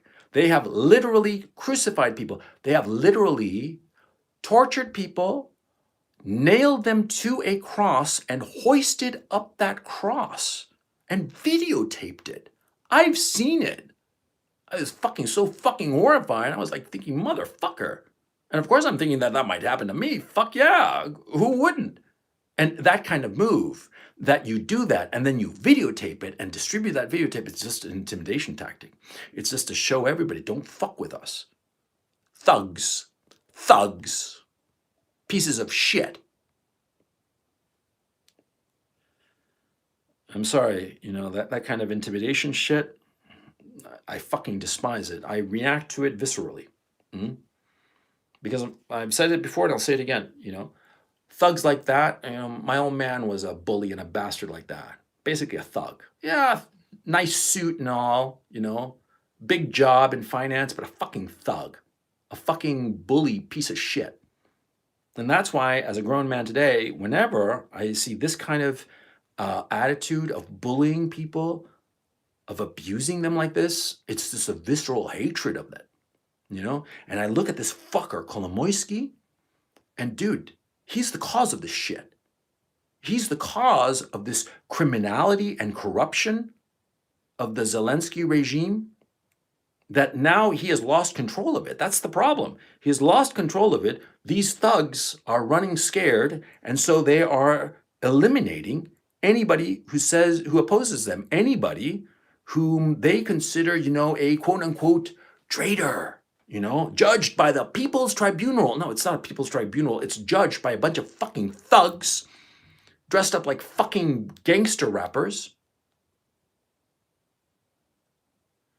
I'm sorry, I gotta calm down, man. It just infuriates me, man. I need chat to help me out here, I mean, do you think that my outrage is justified or not? Hit me with a +1 if you think it's justified and a 0 if you think I'm like overreacting. Overreacting to the killing of some poor schmuck who never hurt anybody, huh? Who thinks that I'm overreacting? Hit 0. Or if you think that I am morally justified in my outrage at this shit, hit +1.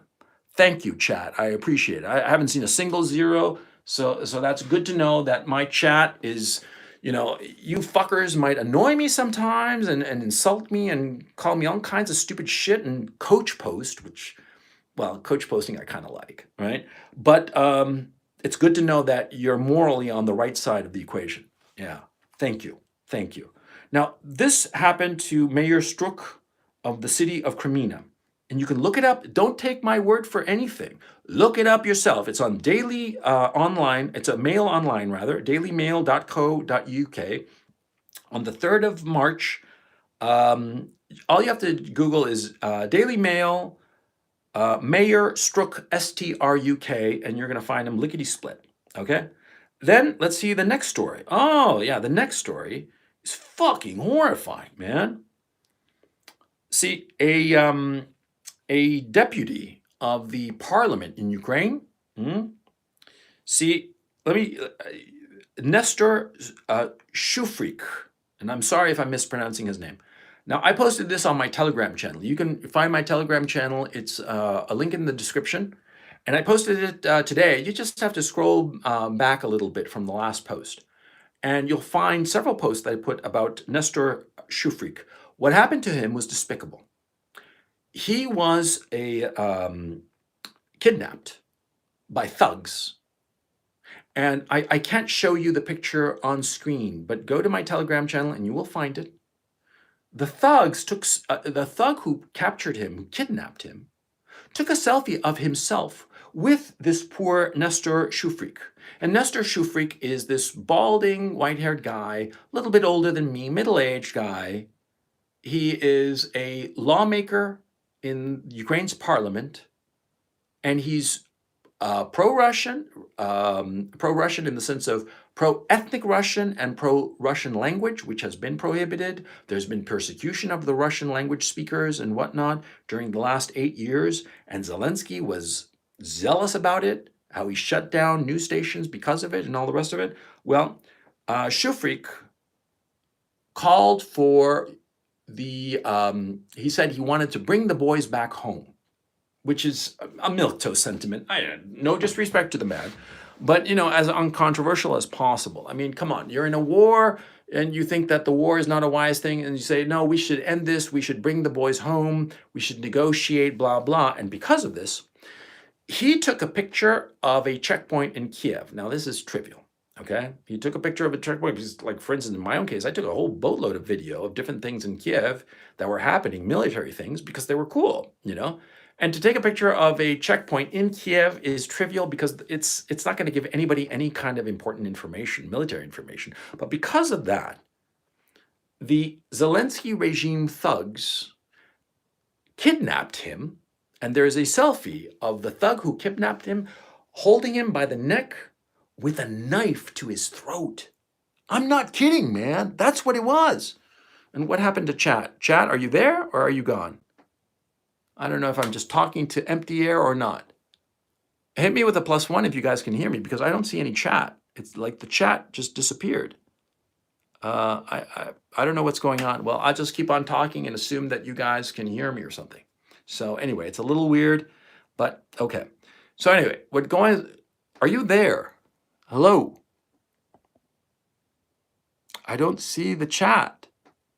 Oh man. Oh man. Oh, there you guys are. There you are. Okay. Hit me with +1 to make sure that you can hear me. I don't know what happened. I don't know what's going on with the chat. I don't know if I winked out or what. What time is it? 7:24. And let me see the last time of this. 7:22. Did I get interrupted? You guys got to help me out, because I have no idea if you guys are actually seeing me or not. Let me go to the computer and quickly see if my live stream is on or off. Oh man, I hope I'm not off, you know? Let me just quickly check this.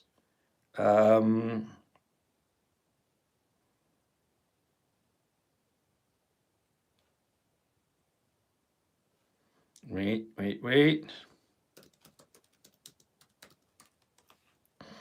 Okay. Oh man, it's really fucking. Because I have no idea. I have no feedback from you guys as to whether you're actually following me or not. And so it's. Wait a second here. Oh, great. So let me just mute this. Okay, sorry about that, chat. Okay, what happened was, so that you understand, I'm doing this on my phone, and I have like a really second tier computer laptop that I'm using. It's just for writing, okay, and basically, and so yeah, I was like, too many lies from the serpent. That was last comment, and I'm trying to figure out what's going on. If you guys can actually see me or not. I don't know what the hell is going on. Can you guys, just chat anything? Am I just, all on my own or what? What the hell? I'll get back to the topic at hand.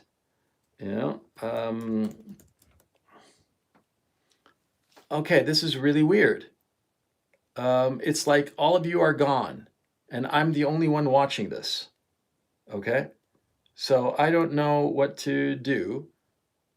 So fuck it. I'm just going to keep on going, and I'm going to talk, and maybe you guys will catch up, or maybe something will improve in this very bizarre situation. I have no idea what the fuck is going on.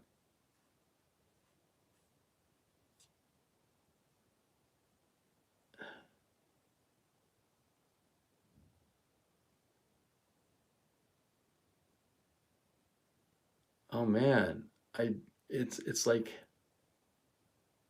there's nothing going on. This is just really, really fucking bizarre.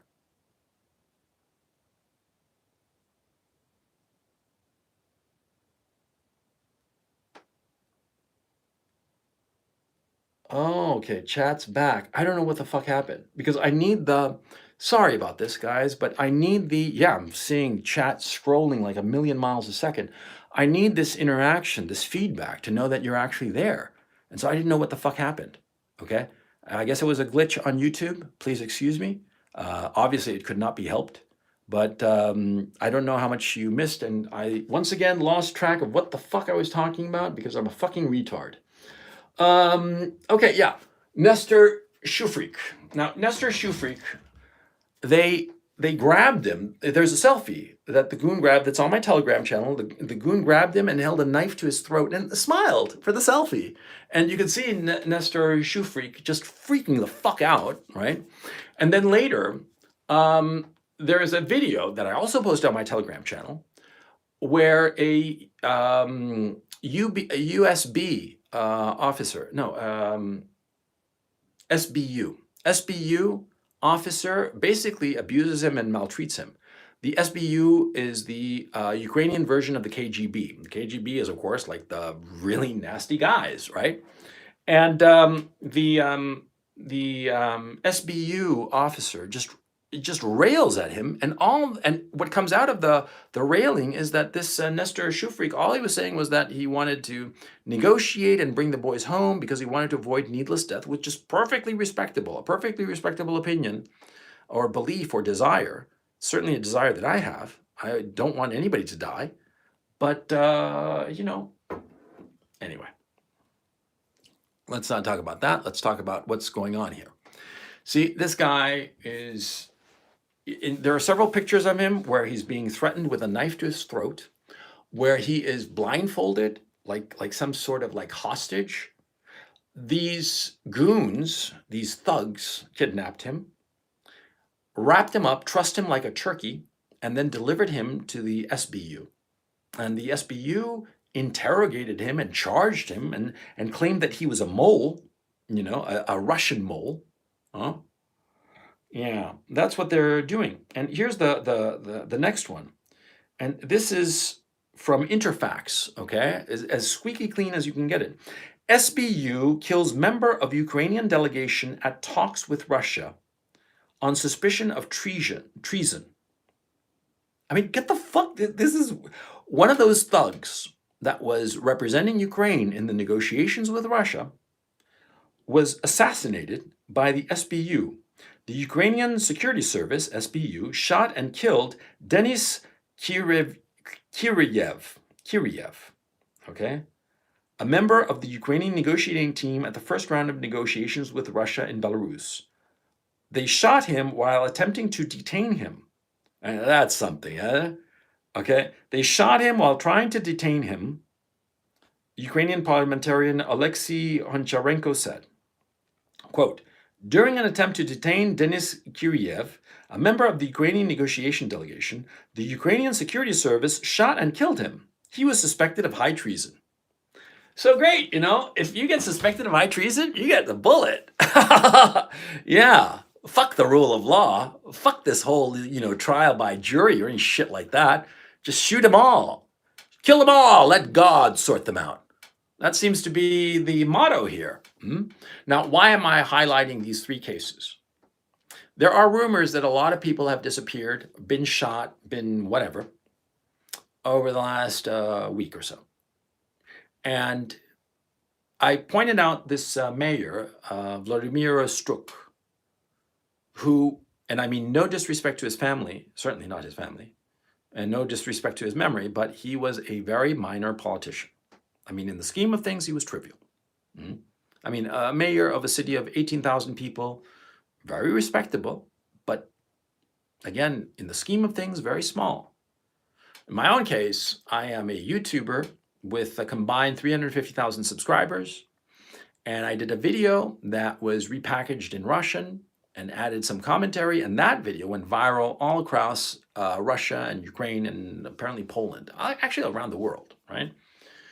And so some thugs showed up at my home, my actual home, okay, looking for me. So what the fuck you think is going on? If they're looking after a microscopic e-celebrity, if they're going after mayors of tiny little burgs, if they are assassinating their own negotiators, what the fuck you think is going on, man? What's going on? These thugs are like rats on a sinking ship, and they're getting desperate. And they're lashing out at whoever they can because they know they can't beat the Russians, and they're terrified of the Russians because the Russians have said, you're dead men.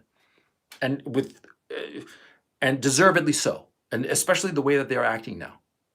You see, Kolomoisky put these thugs as the muscle, and he used these thugs.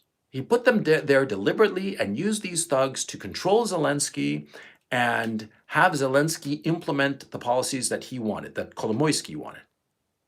And now that the situation is deteriorating in Ukraine, these thugs are realizing that they're on a sinking ship and they're lashing out, and they're broken away from Kolomoisky. This is my belief, and we will only find out when this is all over. They are lashing out. They are going after anyone that they perceive as an enemy, anybody that they can reach, that they can grab. Because this is what happens with bullies, with thugs. When they come across a stronger force, they knuckle under, right? But then they lash out at somebody weaker. Now, I know this for firsthand experience for the reasons I explained before. Okay? The old man, my old man, was a fucking pathetic little piece of shit bully. And because of that, because he was a chicken shit faggot coward who couldn't stick up for himself and stand up to bigger men than him, he would lash out at me, a little kid. And so that's why, as a grown man, I don't punch down. I don't fuck with little kids. I punch up. If this faggot Kolomoisky, whatever the fuck his fucking faggot ass name is, if this piece of shit wants to throw goons my way, no problem. I prefer to die with dignity than to watch what's happening. And why am I so adamant about this? It's very simple.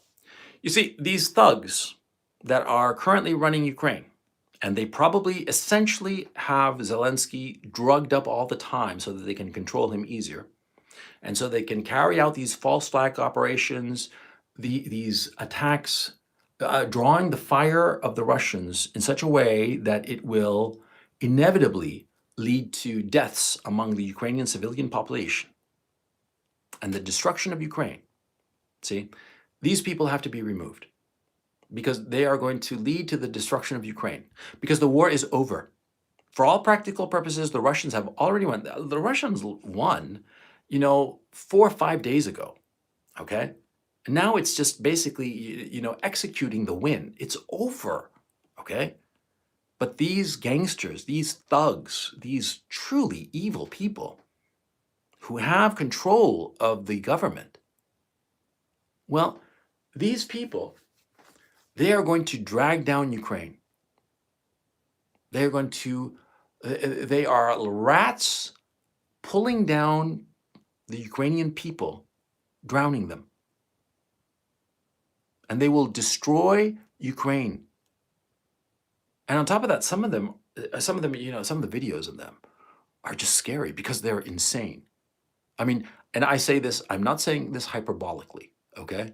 I'm not saying that they are crazy people. Like a lot of people in the West say that, Putin is crazy. No, he's not crazy. He's very, very sane, very, very rational. And what he did was completely rational. Had I been in Vladimir Putin's shoes, I would have invaded Russia, I would have invaded Ukraine maybe 4 or 5 years ago, at least. Frankly, I mean, that's how provocative so much of the last few years has been, okay? And so, and I'm saying this sincerely, and I do not mean any disrespect to the Ukrainian people, but looking at it cold-bloodedly, rationally, even-handedly, the provocations were too much, and the risk is too much. And so anyway, what's going on now is that these thugs, they want to prolong this war as long as possible because as long as the war is prolonged, they survive. And of course, to prolong this war, it puts civilian infrastructure at risk. The cities of Ukraine will be shattered.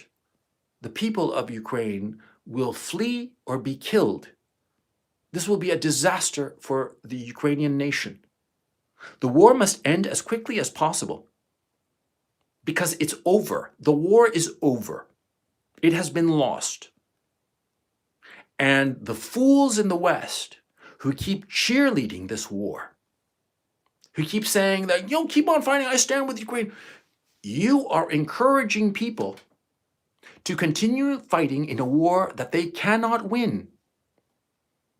And we have seen what happens when people surrender to the Russians, like what happened in Kherson. The city of Kherson, a major city, a major port, surrendered to the Russians. And what did the Russians do? They let the city of Kherson continue raising the Ukrainian flag. They did not remove the mayor or any of the bureaucrats in the city. They organized humanitarian relief, help for the citizenry. Are the Russians saints? No, they did it for a very practical political reason, because they do not want to alienate the Ukrainian population. That's why they did it. It's not that they're saints, they're simply practical. Okay? But if practicality gets a good humanitarian result, fine. It doesn't matter the motivation. The result is what matters.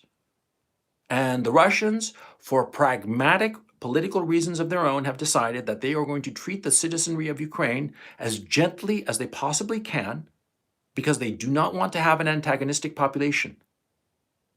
That's fine by me. If bad motivations lead to positive results, fine, you know.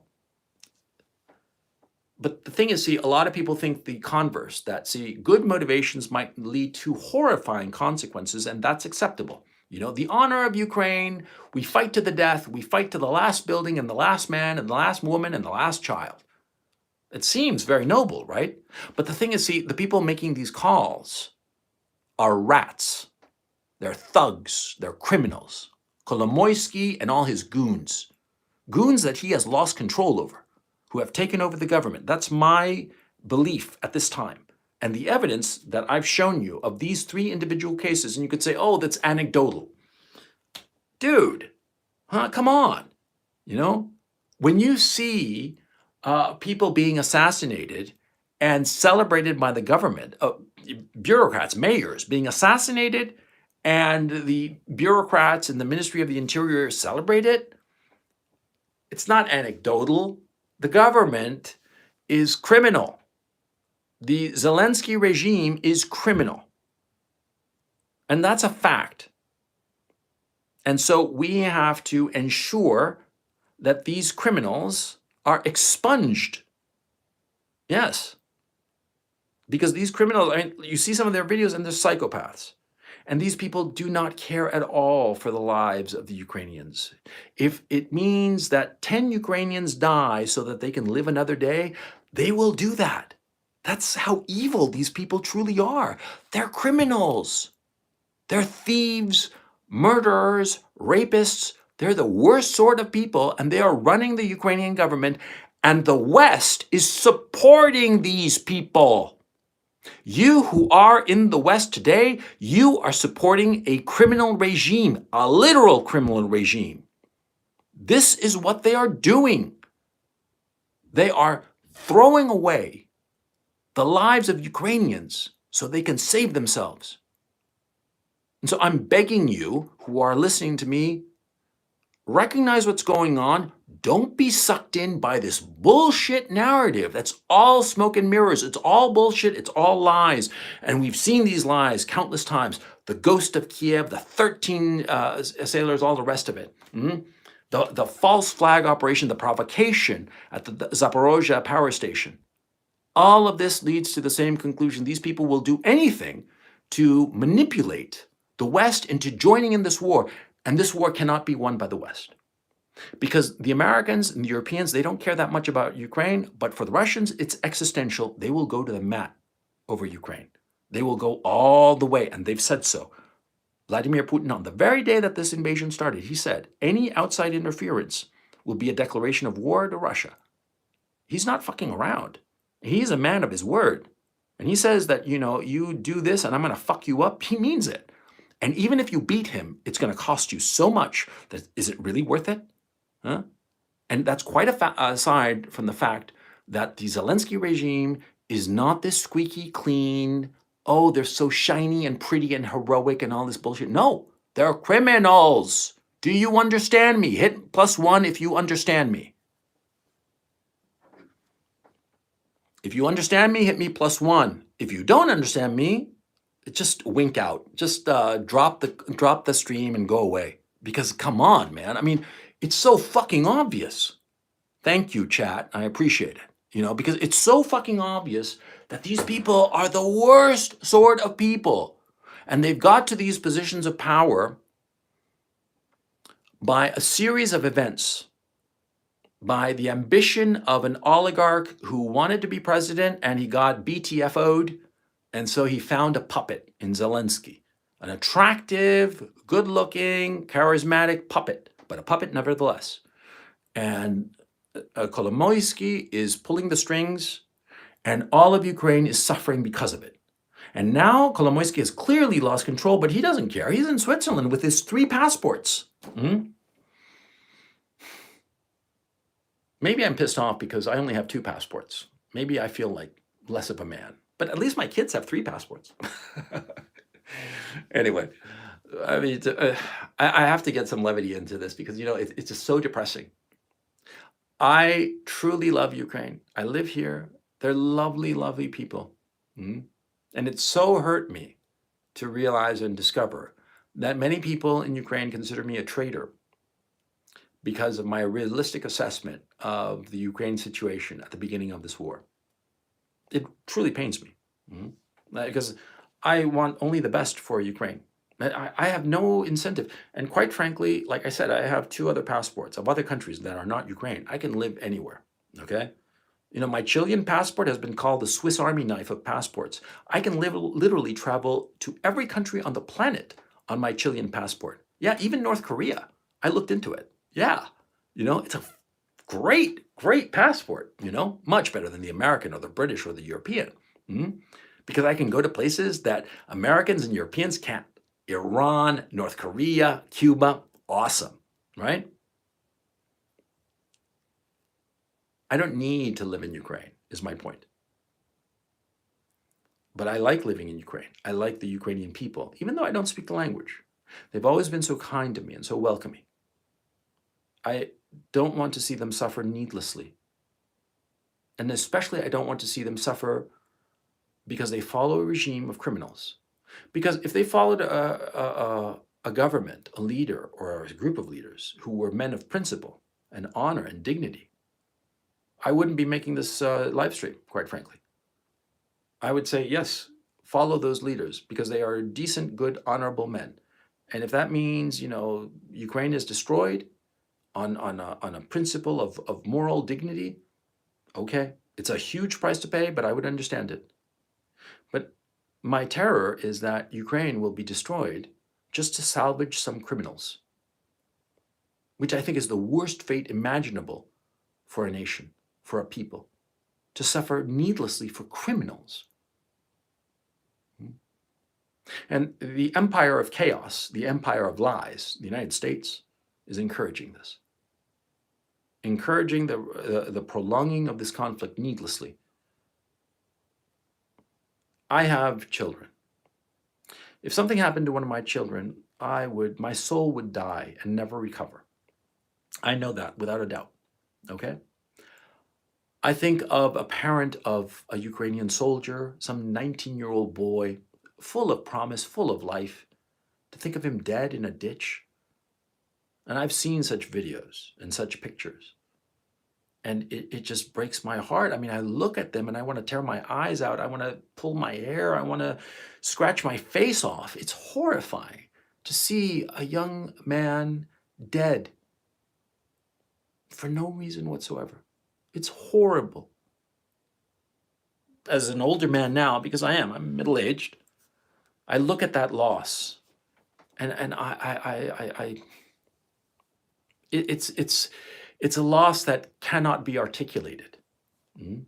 I cannot explain how horrifying it truly is. And I hope, and I truly mean this, and I hope that you never experience such a loss. I pray to God that I never do. I would not survive it, quite frankly. Mhm. And so I think of the mothers and the fathers and the brothers and sisters of such young men who die for nothing in this conflict. Because there's nothing to be won. It was a horrible, horrible miscalculation and deception by cruel people. And I've discussed them in other videos, and I will discuss it again in future videos. But I want you to understand that my intention is to avoid needless destruction and, most of all, avoid needless loss of life, especially of the flower of a nation. Because these young boys, these 19-year-old soldiers, they are the flower of a country. After World War I, France and Great Britain never truly recovered because they lost the young men of industry and energy and intelligence and talent. They were all thrown away, their lives thrown away in the First World War. And those 2 countries never recovered. And Germany, as we see now, has never recovered from World War II. And Russia itself was severely damaged by World War II. And it'll be something if it manages to survive over the next 70, 80, 100 odd years. Yeah, because it really is slipping. Mhm. And Ukraine, let's not even talk about Ukraine. The terrible tragedies that have befallen Ukraine. The three famines, because it wasn't just one. Everybody remembers the famine of 32, 33, but also the one in 21 and 25. Mhm. Ukraine has suffered horribly. And to suffer again a needless, prolonged war, something like Syria or Libya or Iraq, years, perhaps even decades of endless conflict that just destroys the entire country and kills off all the talented and good people or drives them all away. I want to avoid that. I don't want that to happen. I don't want that fate to befall Ukraine. If that makes me a traitor, if that makes me a Quisling, if that makes me a Putin apologist, fine. But that's my motivation. And that's why I did this live stream. And I'll continue to do live streams on this channel. Please subscribe to it. But I want you to understand my motivations, to understand it very, very clearly. I'm very serious about this. This is a hill that I'm willing to die on. And you who are my audience, I know that most of you are in the United States, in the West. And so take what I've told you. Don't believe what I said. Look it up. Look it up for yourselves. See if what I'm telling you is true. See if I'm lying to you. Look it up. Make up your own minds. And tell other people. If each of you tells just one other person, soon enough, they will tell other people and hopefully wind down this war. Because my terror, too, is at this time that this war, this invasion by Russia of Ukraine, might widen and become a horrible, horrible cataclysm for us all. Okay?